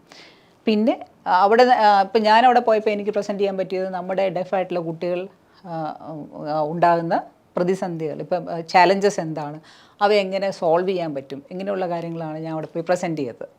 അപ്പോൾ അങ്ങനെ ഈ സൈൻ ലാംഗ്വേജിൻ്റെ ഒത്തിരി കാര്യങ്ങൾ, ഇന്ത്യൻ സൈൻ ലാംഗ്വേജിൻ്റെ ആ ഒരു പ്രത്യേകതകളും എല്ലാം ഇപ്പോൾ ISLRTC എന്ന് പറഞ്ഞിട്ട് ISLRTC അതായത് ഡൽഹിയിലാണ്, അതായത് Indian sign language research and training centre. അപ്പോൾ അത് ഗവൺമെൻറ് ഓഫ് ഇന്ത്യയുടെ കീഴിലുള്ളതാണ്. അപ്പം അവിടെ പോയിട്ടും ഈ കുട്ടികളുടെ വ്യത്യസ്തമായ രീതിയിൽ ഇവരെ സൈൻ ലാംഗ്വേജ് ഉപയോഗിച്ച് എങ്ങനെ പഠിപ്പിക്കാൻ പറ്റും, പല പല കാര്യങ്ങൾ. അപ്പം കരാട്ടയൊക്കെ അതിനകത്ത് കൊണ്ടുവന്നിട്ടുണ്ട്, മുദ്ര നടനം കൊണ്ടുവന്നിട്ടുണ്ട്. അപ്പോൾ അത് എങ്ങനെയാണ് ഈ ഇൻട്രസ്റ്റിംഗ് ആയിട്ട്, കാരണം കുട്ടികൾക്ക് ഇൻട്രസ്റ്റിംഗ് ആയിട്ടുള്ള രീതിയിൽ വേണം ഒരാൾ പഠിപ്പിക്കാൻ. പലപ്പോഴും നമ്മുടെ ക്ലാസ്സുകൾ പിള്ളേരൊന്ന് ഉറങ്ങുന്നത് എന്തുകൊണ്ടാണ്, അല്ലെങ്കിൽ ബോറിംഗ് ആകുന്നത് എന്തുകൊണ്ടാണ്? അധ്യാപകർ നല്ല രീതിയിൽ ഇൻട്രസ്റ്റിംഗ് ആയിട്ട് പഠിപ്പിക്കണം. വളരെ ഇൻട്രസ്റ്റിംഗ് ആയിട്ട് പഠിപ്പിക്കുന്ന ഒരു അധ്യാപികയുടെയോ അധ്യാപകൻ്റെ ക്ലാസ് പിള്ളേർ ഉറങ്ങത്തൊന്നുമില്ല. കാരണം അവർ എപ്പോഴും ഇങ്ങനെ ഒരേപോലെ പറഞ്ഞുകൊണ്ടിരിക്കാതെ ആക്ടിവിറ്റി കൊടുക്കുക. ആക്ടിവിറ്റി കൊടുത്താലും അത് നമ്മൾ പഠിപ്പിക്കുന്ന കാര്യം വിട്ടു പോകരുത്. ഇപ്പോൾ ആക്ടിവിറ്റി മാത്രമാണ് അത് നിങ്ങൾ കളിച്ചുകൊണ്ടിരുന്നത് എന്ന് പറഞ്ഞാൽ അതുകൊണ്ട് ഗുണമുണ്ടാവില്ല. ഇപ്പോൾ ക്ലാസ്സിൽ നമ്മൾ ഇപ്പോൾ ഫുട്ബോൾ കളിപ്പിക്കുകയാണെങ്കിൽ അതിൻ്റെ റിപ്പോർട്ട് എഴുതിപ്പിക്കണം. അപ്പോൾ ഇംഗ്ലീഷ് അത് മെച്ചപ്പെടും. അപ്പോൾ അങ്ങനെയുള്ള ഒത്തിരി കാര്യങ്ങൾ സൈൻ ലാംഗ്വേജും കൂടെ ഉപയോഗിച്ച് വരുമ്പോൾ ഒത്തിരി രീതിയിലുള്ള ഒരു ഗുണകരമായ രീതിയിലോട്ട് വരും. അങ്ങനെ ഈ പല രീതിയിലും കുട്ടികൾ ഇത് പെർഫോം ചെയ്ത് വരുമ്പോൾ അവർക്ക് ഇംഗ്ലീഷ് ലാംഗ്വേജും ബെറ്റർ ആവുന്നുണ്ട്. ഇപ്പോൾ 2019 ഈ ഒരു സൂര്യ ഫെസ്റ്റിവലിന് ശേഷവും എല്ലാ വർഷവും വാർഷിക ആഘോഷങ്ങളിൽ ഡെഫായിട്ടുള്ള ആൾക്കാരും കേൾക്കുന്നവരും കേൾക്കാത്തവരും എല്ലാവരെയും ഇൻക്ലൂഡ് ചെയ്ത് ഇൻക്ലൂഷൻ ഇമ്പോർട്ടൻസ് കൊടുത്ത് ഞാൻ ഓരോ പ്രോഗ്രാം ചെയ്യാറ്. സീതാരാമത്തിലെ ഒരു പാട്ടുണ്ടല്ലോ, ദുൽഖറും മറ്റേ ആദ്യത്തെ ഒരു ആക്ട്രസും കൂടെയുള്ള കണ്ണിൽ കണ്ണിൽ, ആ പാട്ടും ഒക്കെ അതിനകത്തൊരു ഈ ദുൽഖറിൻ്റെ ഇതായിട്ട് ആ ഒരു ആളായിട്ട് വരുന്നത് ഒരു ഡെഫായിട്ടുള്ള പേഴ്സൺ, എൻ്റെ സ്റ്റുഡൻറ്റുമാണ്. അപ്പോൾ അദ്ദേഹം അത് കേൾക്കാതെയാണ് ചെയ്യുന്നത്, ഞാൻ കേട്ടുകൊണ്ടാണ് ചെയ്യുന്നത്. പക്ഷേ ആൾക്കാർക്കൊന്നും മനസ്സിലാകത്തില്ല ഇദ്ദേഹം കേൾക്കാൻ പറ്റാത്ത ആളാണ്. അതിൻ്റെ കൂടെ നിൽക്കുന്ന അവരുടെ ഫ്രണ്ട്സായിട്ട് നിന്നവരെല്ലാം ഡെഫായിട്ടുള്ളവരുമുണ്ട്, കേൾക്കുന്നവരുമുണ്ട്. ആർക്കും മനസ്സിലാകത്തില്ല ആർക്കാ കേൾക്കാൻ പറ്റാത്ത കേൾക്കുന്നത്. കാരണം ഒരേപോലെയാണ് എല്ലാവരും ചെയ്യുന്നത്. അപ്പോൾ ആ രീതിയിലുള്ള ഒരു പ്ലാറ്റ്ഫോമാണ് നമ്മൾ അവർക്ക് കൊടുക്കേണ്ടത്. കാരണം പലപ്പോഴും ഇപ്പം ഞാൻ കണ്ടിട്ടുള്ളതിൽ പലപ്പോഴും ഇപ്പോൾ ഇവരെ ഇൻക്ലൂഡ് ചെയ്യാന്ന് പറഞ്ഞാൽ അവരെ കാണികളായിട്ട് ഇരുത്തിയിട്ട് അവരെ കൊണ്ട് കൈയടിപ്പിക്കുകയാണ് പലരും ചെയ്യാറുള്ളത്. അവരെ സ്റ്റേജിൽ കയറ്റി അവർ ചെയ്യുന്നത്, അല്ലെങ്കിൽ അവരെ എംപവർ ചെയ്യാന്നുള്ളത് ചെയ്യുന്നില്ല. അല്ല, അവർക്ക് ഒരു പ്ലാറ്റ്ഫോം അല്ല കൊടുക്കുന്നത്. ഇപ്പം ഡെഫായിട്ടുള്ളവർക്ക് എന്താണ് അവരെ ഇൻക്ലൂഡ് ചെയ്യാന്ന് പറഞ്ഞാൽ ഉദ്ദേശിക്കുന്ന പലപ്പോഴും ഇപ്പം സൈൻ ലാംഗ്വേജിൽ നമ്മൾ ചെയ്യുന്നു, അവരത് കണ്ട് കൈയടിക്കുക. അതല്ലല്ലോ ശരിക്കും അവർ ചെയ്യണം, നമ്മൾ അത് കണ്ട് കൈയടിക്കുക. കാരണം നമ്മളെക്കാട് അല്ലെ എല്ലാവരും കേൾക്കുന്നവരെക്കാട്ടും വളരെ മനോഹരമായി ചെയ്യാൻ, നൃത്തം ചെയ്യാനും എന്ത് ചെയ്യാനും ഈ ഡെഫായിട്ടുള്ള ആൾക്കാർക്ക് പറ്റും. അപ്പോൾ അവരെ വെറും കാണികളാക്കി ഇരുത്തുകയല്ലാതെ അവരെ പെർഫോമേഴ്സാക്കി കൊണ്ടുവരിക. അപ്പോൾ ആ ഒരു രീതിയിലാണ് ഞാനത് എപ്പോഴും വിഭാവന ചെയ്തിട്ടുള്ളത്.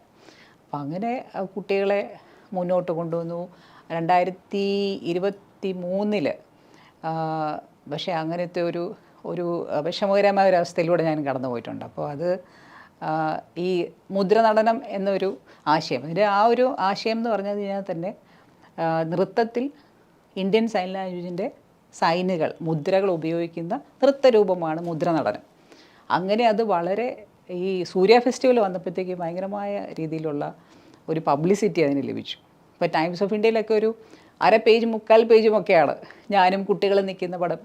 മിക്കവാറും എല്ലാ പത്രങ്ങളിലും TV ചാനൽസിലും എല്ലാം വളരെ വിശദമായ രീതിയിലുള്ള റിപ്പോർട്ട്സും അതിൻ്റെ ഇത് വന്നു. മുദ്രണത്തിൻ്റെ പിറവിയിലേക്ക് വരുമ്പോൾ അപ്പം അത് നമ്മൾ പെട്ടെന്ന് നമുക്കിങ്ങനെ വരുന്നൊരു കാര്യമല്ല. പല കാര്യങ്ങളിങ്ങനെ കൂടിച്ചേർന്ന് വന്ന് ഒരു ആർട്ട് ഫോമായിട്ട്, ഡാൻസ് ഫോമായിട്ട് മാറിയതാണ്. അതിൽ എനിക്കിങ്ങനെ ഓർക്കാൻ പറ്റുന്ന കാര്യങ്ങൾ, ഇപ്പോൾ ക്ലാസിക്കൽ മ്യൂസിക്കിലെ അതിൻ്റെ ലിറിക്സിൻ്റെ അർത്ഥം ഒക്കെ മനസ്സിലാക്കി തന്ന് പഠിപ്പിക്കുന്ന ക്ലാസിക്കൽ മ്യൂസിക് ക്ലാസ്സുകളിൽ എനിക്ക് അറ്റൻഡ് ചെയ്യാനുള്ള ഭാഗ്യം കിട്ടിയിട്ടുണ്ട്. അത് നമ്മുടെ ട്രാവൻകൂർ അതിലെ രാജകുടുംബത്തിലെ പ്രിൻസ് രാമവർമ്മ, അശ്വതി തിരുനാൾ രാമവർമ്മ, അദ്ദേഹം ഗുരുകുല സമ്പ്രദായത്തിൽ ക്ലാസ്സുകൾ എടുക്കുമായിരുന്നു. പെർളയിലൊക്കെ, കർണാടക ബോർഡറിലൊക്കെ. അപ്പോൾ അവിടെ പോയി നമുക്ക് താമസിച്ച് ഒരു വലിയ ഗ്രൂപ്പ് കുട്ടികൾ കാണും. അവരുടെ കൂട്ടത്തിൽ നമുക്ക് ഈ നമ്മൾ അവിടെ തന്നെ എല്ലാവരും താമസിക്കുന്ന ഗുരുകുല സമ്പ്രദായത്തിൽ പഠിപ്പിക്കുമായിരുന്നു.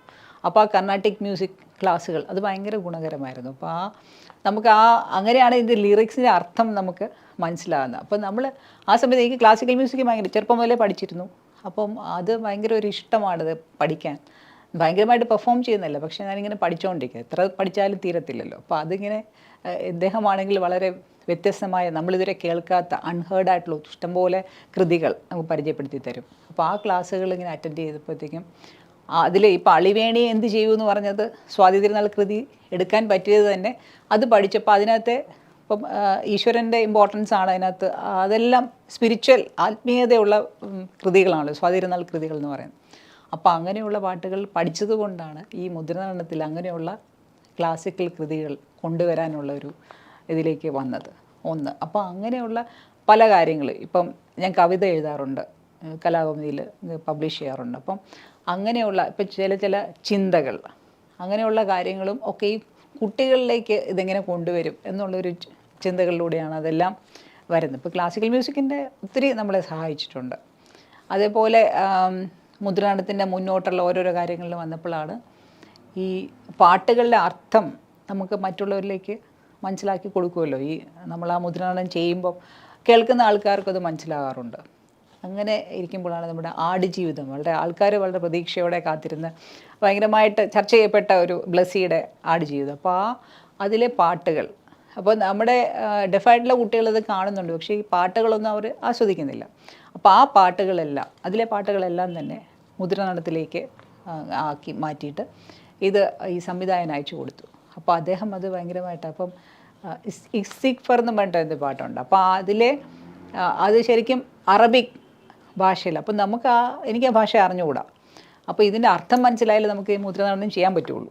അപ്പം ഞാൻ ചെയ്തതെന്ന് വെച്ചാൽ, ഇത് എൻ്റെ സ്റ്റുഡൻറ്റ്, ഡെഫായിട്ടുള്ള സ്റ്റുഡൻറ്റിൻ്റെ മുസ്ലിം സ്റ്റുഡൻ്റാണ്. അപ്പം മുസ്ലിമാണ്. അപ്പോൾ അവരുടെ ഈ മുക്രിയുണ്ട്, അവരുടെ ഈ ആരാധനാലയത്തിലെ പുരോഹിതൻ, അദ്ദേഹത്തിന് ഇത് അയച്ചു കൊടുത്തിട്ട് ഇതിൻ്റെ അർത്ഥം എന്താണെന്ന് ചോദിച്ചു.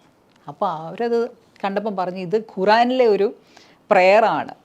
യോന പ്രവാചകൻ, യൂനുസ് നബി എന്നാണ് അവർ പറഞ്ഞത്. അപ്പോൾ യോന പ്രവാചകൻ ഇങ്ങനെ ഒറ്റപ്പെട്ട് ഇരുന്നിട്ട് ഈ സ്രാവിൻ്റെ മീനിൻ്റെ വയറ്റിലകപ്പെട്ട് 3 ദിവസം അതിനകത്തിരുന്ന്, അപ്പോൾ ദൈവത്തോട് ഇങ്ങനെ നിലവിളിക്കുന്ന ഒരു പ്രാർത്ഥനയാണ് ഇത്, ഇസ്തിഗ്ഫാർ എന്നാണ്. അപ്പോൾ അത് ആടുജീവിതത്തിലുണ്ട് ആ പാട്ട്. അപ്പോൾ ആ പാട്ടാണ് ഞാൻ ആദ്യം ചെയ്തത്.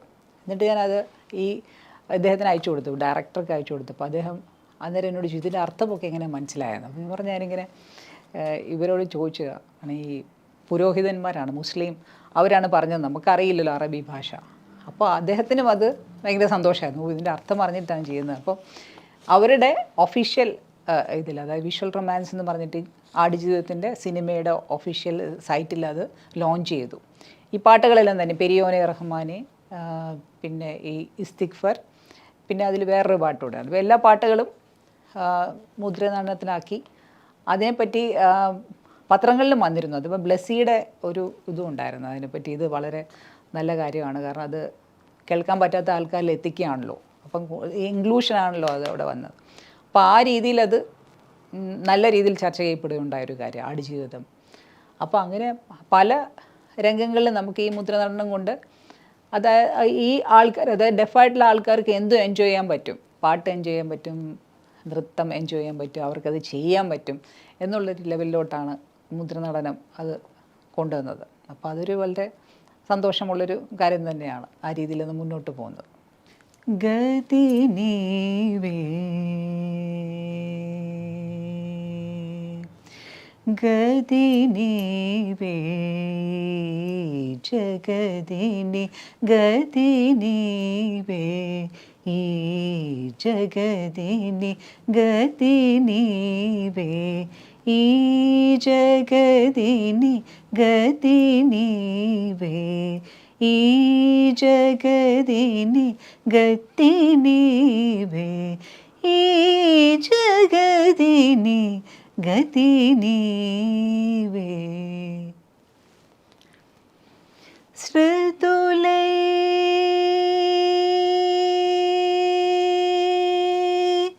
ശ്രുതുലൈ സദതമു സേവ രതുലകു ഭക്ത തദികി സദ്ഗതി നീവേ ഈ ജഗതിനി ഗതി നീവേ. ശ്രുതുലൈ സദതമു സേവ രതുലകു ഭക്ത തദികി സദ്ഗതി നീവേ ഈ ജഗതിനി ഗതി നീവേ. ഞാൻ പഠിപ്പിക്കുന്ന സ്ഥാപനത്തിൽ ഈ ഞങ്ങൾക്ക് പല പല സെക്ഷനിൽ ഞങ്ങൾക്ക് അവിടുത്തെ സ്റ്റാഫ് റൂമിൽ നിന്ന് ഞങ്ങൾ പല ഡിസ്കഷനൊക്കെ ചെയ്യാറുണ്ട്. ആ സമയത്താണ് ഞാൻ ഈ ഒരു വ്യക്തി അവിടെ വരുന്നു. ആ വ്യക്തിക്ക് ശരിക്കും ഇന്ത്യൻ സൈൻ ലാംഗ്വേജ് പെട്ടെന്ന് പഠിക്കണം. അപ്പോൾ അവരൊരു നർത്തകിയാണ് എന്നുള്ളത് ഞാൻ അപ്പോഴാണ് മനസ്സിലാക്കുന്നത്. അപ്പം ഇന്ത്യൻ സൈൻ ലാംഗ്വേജ് പെട്ടെന്ന് പഠിക്കണം, എന്തെങ്കിലും മാർഗമുണ്ടോ എന്നാണ്. ഞങ്ങൾ ആ സ്റ്റാഫ് റൂമിലായതുകൊണ്ട് ഞാനും ആ സമയത്ത് അവിടെ ഉണ്ടായിരുന്നു. അപ്പോൾ അത് പറ്റില്ല, കാരണം ഇത് എത്രയോ വർഷങ്ങൾ കൊണ്ടാണ് നമ്മളത് കഷ്ടപ്പെട്ടിട്ടാണ് പഠിക്കുന്നത്. അതിൻ്റെ 3 ലെവലാണ്, ABC ലെവൽ. അപ്പോൾ എനിക്കത് റീഹാബിലിറ്റേഷൻ കൗൺസിൽ ഓഫ് ഇന്ത്യയുടെ ആണ് അവരുടെ അഫിലിയേഷനുള്ള കോഴ്സുകളിലാണ് ABC ലെവൽ ഇന്ത്യൻ സൈൻ ലാംഗ്വേജിൻ്റെ ആ ഒരു കോഴ്സ് പാസ്സായിട്ടുള്ള ആളാണ് ഞാൻ. അതിന് ബുദ്ധിമുട്ടെന്ന് പറഞ്ഞാൽ 70% മാർക്ക് വേണം. ഒറ്റ മാർക്ക് പറഞ്ഞാൽ പോലും നമ്മൾ ജയിക്കില്ല. നമ്മൾ നോർത്ത് ഇന്ത്യയിലുള്ള ആൾക്കാരുടെ കൂടെയൊക്കെയാണ് മത്സരിക്കേണ്ടത്. അപ്പോൾ ഹിന്ദിയിലും ഒക്കെയാണ് പലപ്പോഴും കാര്യങ്ങൾ നമുക്ക് കിട്ടുക. അപ്പം നമ്മൾ സൗത്തിൽ നിന്ന് ചെല്ലുന്ന ആൾക്കാർക്ക് കുറച്ചൊരു ബുദ്ധിമുട്ട് തന്നെയാണ്. നമ്മൾ അവിടെ പോയി നാഷണൽ ലെവലിൽ ആ ആൾക്കാരുടെ കൂടെ മത്സരിച്ച് ഈ 3 ലെവലിലും പഠിച്ചെടുക്കുക എന്ന് പറഞ്ഞാൽ അത്ര എളുപ്പമല്ല. അതിൻ്റെ റീഹാബിലിറ്റേഷൻ കൗൺസിൽ ഓഫ് ഇന്ത്യയുടെ സർട്ടിഫിക്കറ്റ്. അപ്പോൾ ആ ഒരു രീതിയിൽ ആ ഒരു രജിസ്ട്രേഷനുള്ള ഇത് പാസ്സായി നമ്മളത് വളരെ കുറേ നാൾ കുട്ടികളുടെ കൂടെ നമ്മളത് ചെയ്ത് കഴിയുമ്പോഴാണ് നമുക്കത് നല്ല രീതിയിൽ അത് ഒരുമാതിരിയെങ്കിലും അവരുമായിട്ട് നല്ല രീതിയിൽ കമ്മ്യൂണിക്കേറ്റ് ചെയ്യാൻ പറ്റുന്നത്.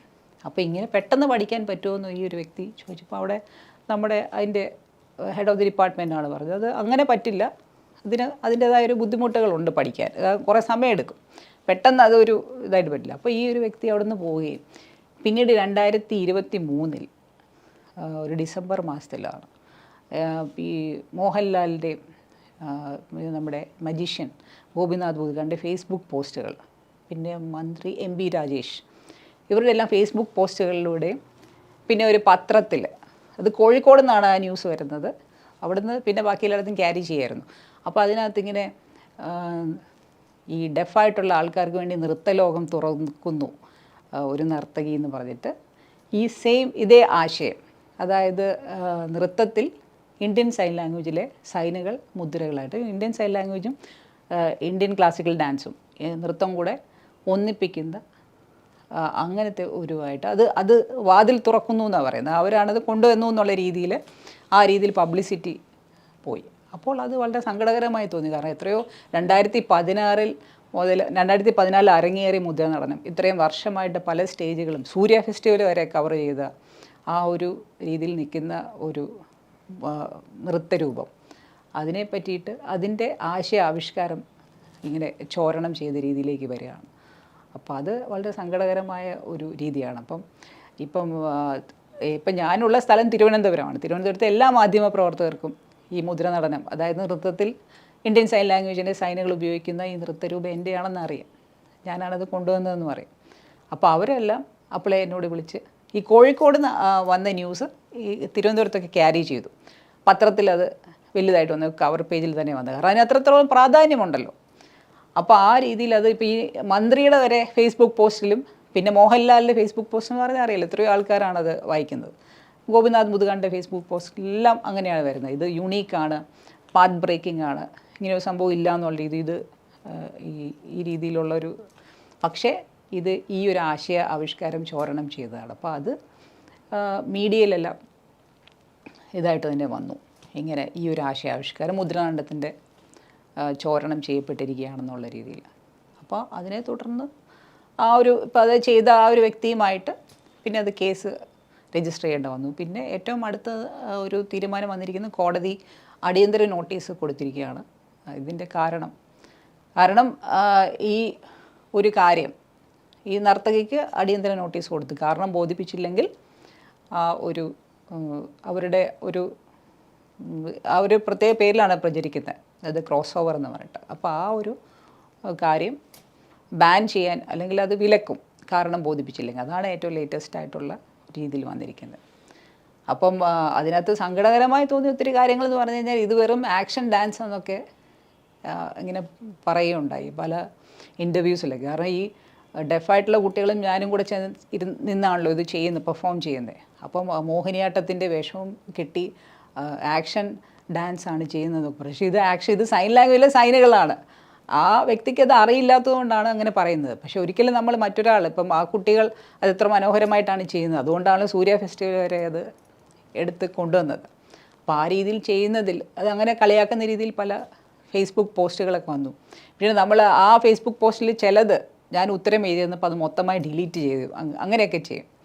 അപ്പം ഈ ഡിലീറ്റ് ചെയ്യുന്നതിന് മുമ്പ് അതിൻ്റെ എല്ലാം സ്ക്രീൻഷോട്ട്സ് അത് എടുത്തു വെച്ചു. കാരണം അത്രയും സങ്കടകരമായ കുട്ടികളുടെ ഡാൻസിനെ ഇപ്പം എന്നെ പറയുന്നത് മാത്രമല്ല, ആ കുട്ടികൾ ഡെഫായിട്ടുള്ള കുട്ടികളാണത് പെർഫോം ചെയ്യുന്നത്. അപ്പോൾ അവരത് അവിടെ ചെയ്യുമ്പോൾ അത് ആക്ഷൻ ഡാൻസ് ആണെന്നൊക്കെ പറഞ്ഞിട്ട് ആ രീതിയിലൊക്കെ അതിനെപ്പറ്റി ഒരു സംസാരം ഉണ്ടായി. മോഹിനിയാട്ടം, ഞാൻ പറയും മോഹിനിയാട്ടത്തിൻ്റെ വേഷം തന്നെയാണ് ഉപയോഗിച്ചിട്ടുള്ളത്, അതെല്ലാ ഇൻ്റർവ്യൂസിലും പറഞ്ഞിട്ടുള്ളത്. പിന്നെ നമുക്ക് എല്ലാവർക്കും അറിയാം മോഹിനിയാട്ടത്തിൻ്റെ വേഷം ഒരാൾ ഉപയോഗിക്കുമ്പോൾ അത് മോഹിനിയാട്ടത്തിൻ്റെ വേഷം തന്നെയാണ്, അത് കോപ്പി ചെയ്യുന്നതല്ലല്ലോ. അത് മോഹിനിയാട്ടത്തിൻ്റെ വേഷം എല്ലാ ആൾക്കാർക്കും അറിയാവുന്നതാണ്. പക്ഷേ മുദ്രാനടനത്തിൻ്റെ ആശയാവിഷ്കാരം, അതായത് നൃത്തത്തിൽ ഇന്ത്യൻ സൈൻ ലാംഗ്വേജിൻ്റെ സൈനുകൾ ഉപയോഗിക്കുക എന്ന ആ ഒരു ആശയാവിഷ്കാരമാണ് ചോർണം ചെയ്യപ്പെട്ടത്. അത് വളരെ സങ്കടകരമായി തോന്നിയതുകൊണ്ടാണ് കോപ്പിറൈറ്റ് ഇൻഫ്രിഞ്ച്മെൻറ്റ് കേസാണ് രജിസ്റ്റർ ചെയ്തത്.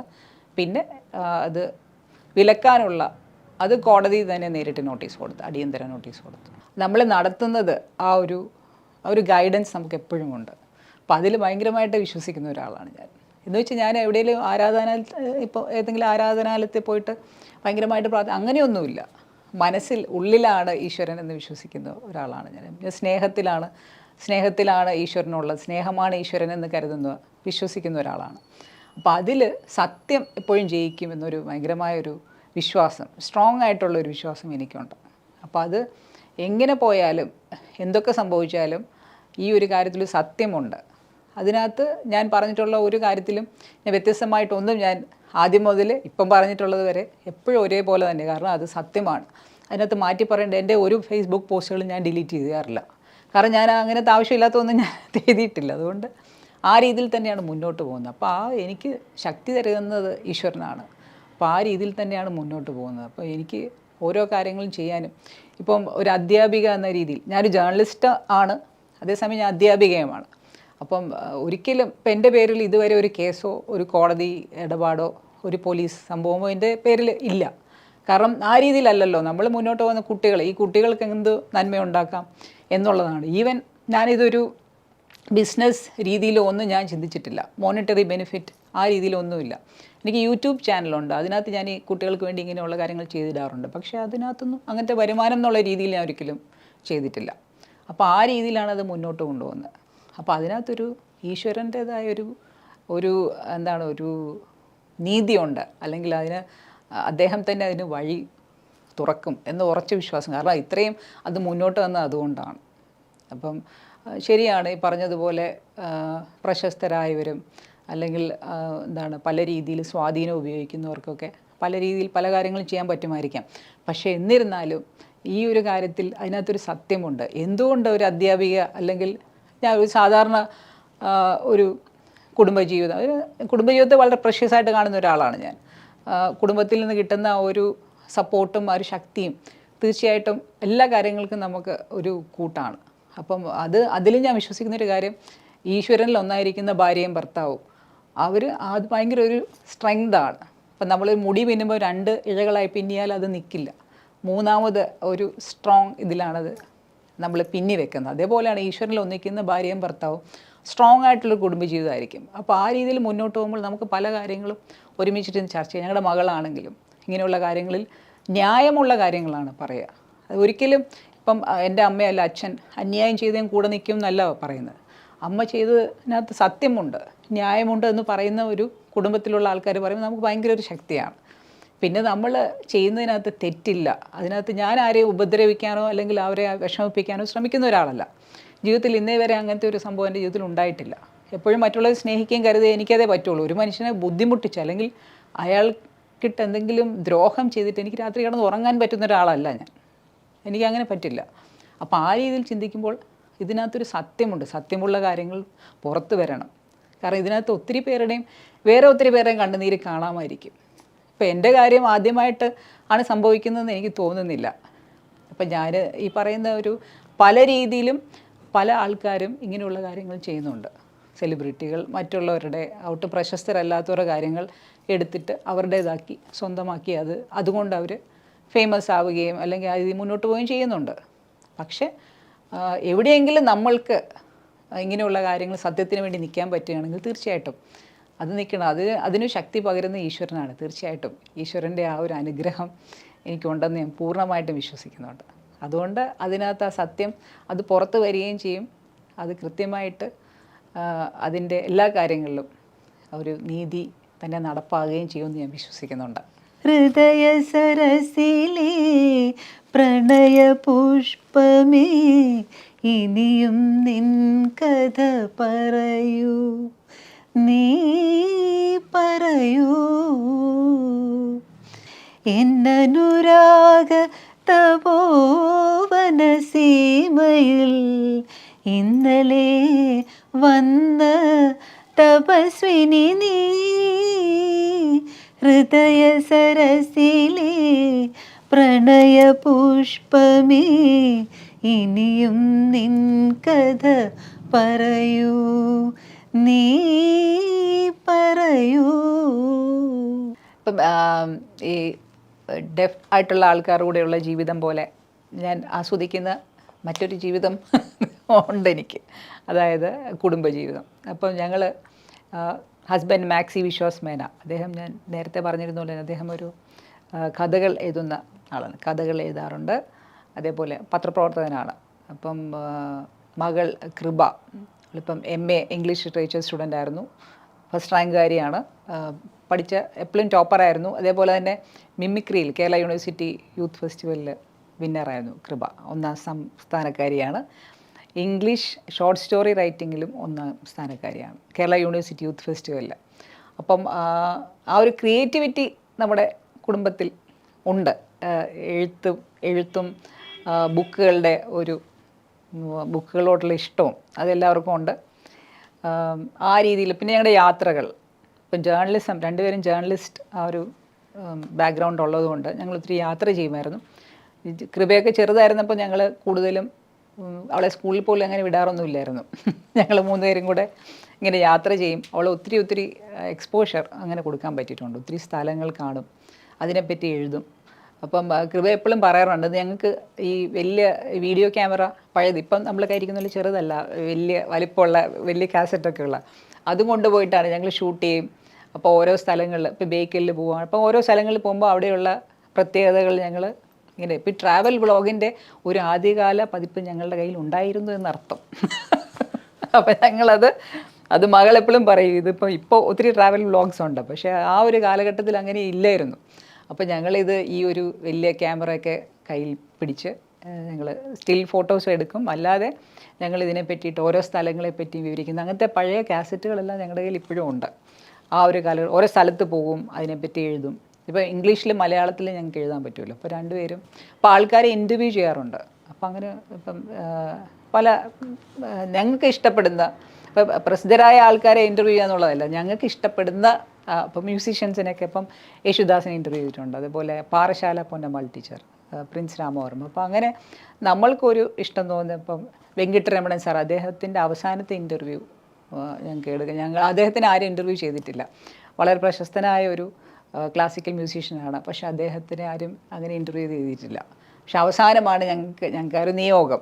അപ്പം നമ്മൾ ഇൻ്റർവ്യൂ ചെയ്തു, അത് പബ്ലിഷ് ചെയ്യാൻ കൊടുത്തു. പക്ഷേ അതിന് തൊട്ട് മുമ്പ് അദ്ദേഹം ഇവിടെ വാങ്ങി, എങ്കിൽ പോലും അത് പബ്ലിഷ് ചെയ്ത് വന്നു. അപ്പോൾ അങ്ങനെയുള്ള ഒത്തിരി അനുഭവങ്ങൾ, പല സ്ഥലങ്ങളിൽ യാത്ര ചെയ്യുക, ആൾക്കാരെ കാണുക, അവിടുത്തെ പ്രത്യേകതരം ഭക്ഷണങ്ങൾ ആസ്വദിക്കുക, അതിനെപ്പറ്റി എഴുതുക, അങ്ങനെയുള്ള കാര്യങ്ങൾ ചെയ്യും. പിന്നെ ജീവിതത്തെ പറ്റിയിട്ടുള്ള ഓരോ നിമിഷവും ഞങ്ങൾ ഇപ്പോൾ എൻജോയ് ചെയ്ത് പോവുക എന്നുള്ളൊരു കാര്യമുണ്ട്. ലൈഫിനെ പറ്റി നാളേക്ക് വേണ്ടി കുറേ ഇങ്ങനെ നമ്മൾ വിഷമിക്കേണ്ട ഒരു രീതിയല്ല.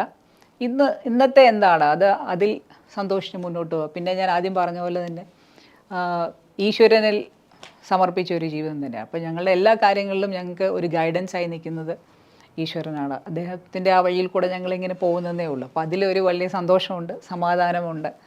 അപ്പോൾ അത് വളരെ നമ്മൾ ഓരോരോ സ്ഥലങ്ങളിൽ ആയിരിക്കുന്നത് ഇപ്പോൾ ഓരോ കാര്യം, ഇപ്പോൾ ഡെഫായിട്ടുള്ള കുട്ടികളെ ഞാൻ പഠിപ്പിക്കാൻ എൻ്റെ കോളേജ് കാലഘട്ടത്തിൽ ഞാൻ ഈ സൈൻ ലാംഗ്വേജ് പഠിച്ചത് എന്തിനായിരുന്നു എന്ന് എനിക്കറിയില്ലായിരുന്നു. എത്രയോ വർഷങ്ങൾക്ക് ശേഷമാണ് ഞാൻ ഈ ഒരു രീതിയിലോട്ട് വരുന്നത്.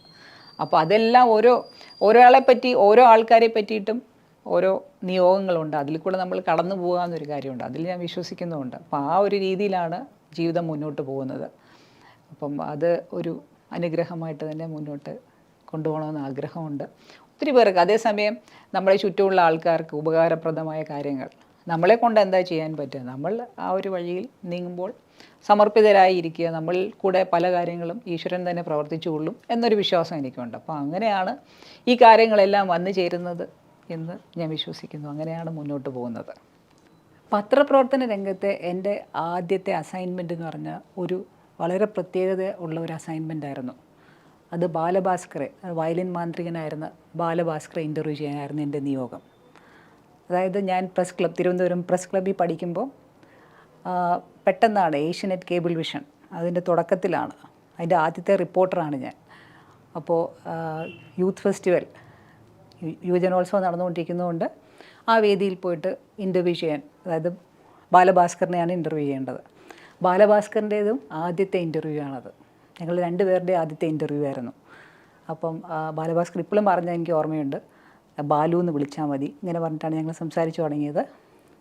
പിന്നീടാണ് അദ്ദേഹത്തിൻ്റെ ആ ഒരു ദുരന്തവും, അങ്ങനെ നമ്മൾക്കൊരിക്കലും അത് മറക്കാൻ പറ്റില്ല. അത്രയും മിടുക്കനായ ഒരു പ്രതിഭയായിരുന്ന ബാലഭാസ്കറിനെ ഓർത്തുകൊണ്ട് എൻ്റെ ഹസ്ബൻഡ് മാക്സി വിശ്വാസ് മേന, അദ്ദേഹം രചനയും സംഗീതവും നിർവഹിച്ചു. എന്നിട്ട് അറിയാതെ തുടരെ എന്ന് പറയുന്ന ഈ ഗാനം ഗായകനായ നമ്മുടെ മേരി ആവാസുനോ വിന്നറായിരുന്ന പ്രദീപ് സോമസുന്ദരം അദ്ദേഹമാണിത് പാടിയിരിക്കുന്നത്. അപ്പം ആ പാട്ട് മുദ്രണത്തിൽ ഞാൻ നിങ്ങൾക്ക് വേണ്ടി അവതരിപ്പിക്കാം.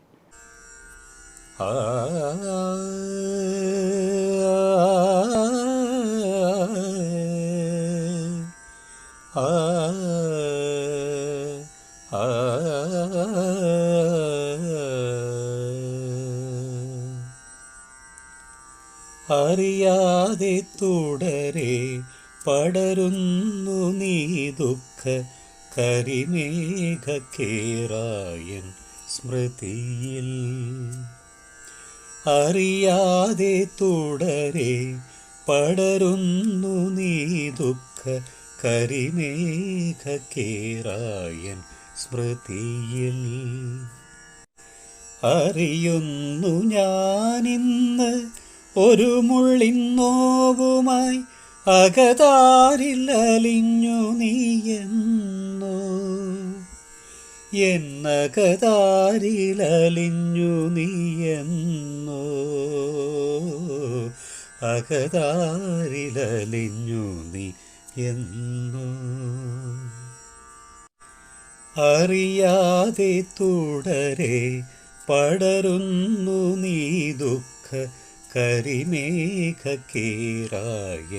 സ്മൃതിയിൽ. അനുരാഗ വിരൽ മീട്ടും സ്വരരാഗരേണുക്കൾ അനുയാത്രയായി മറഞ്ഞെന്നോ. അനുരാഗ വിരൽ മീട്ടും സ്വരരാഗരേണുക്കൾ അനുയാത്രയായി മറഞ്ഞെന്നോ. നിനക്കനുയാത്രയായി മറഞ്ഞെന്നോ. ഒരു ഗൂഢസ്മിതവുമായി മീട്ടിയ ശീലുകൾ ഇനിയെന്നും വിഷാദഗാനം. എനിക്കെനിയെന്നും വിഷാദഗാനം. അറിയാതെ തുടരെ പടരുന്നു നീ ദുഃഖ കരിമേഘക്കേറായൻ സ്മൃതിയിൽ.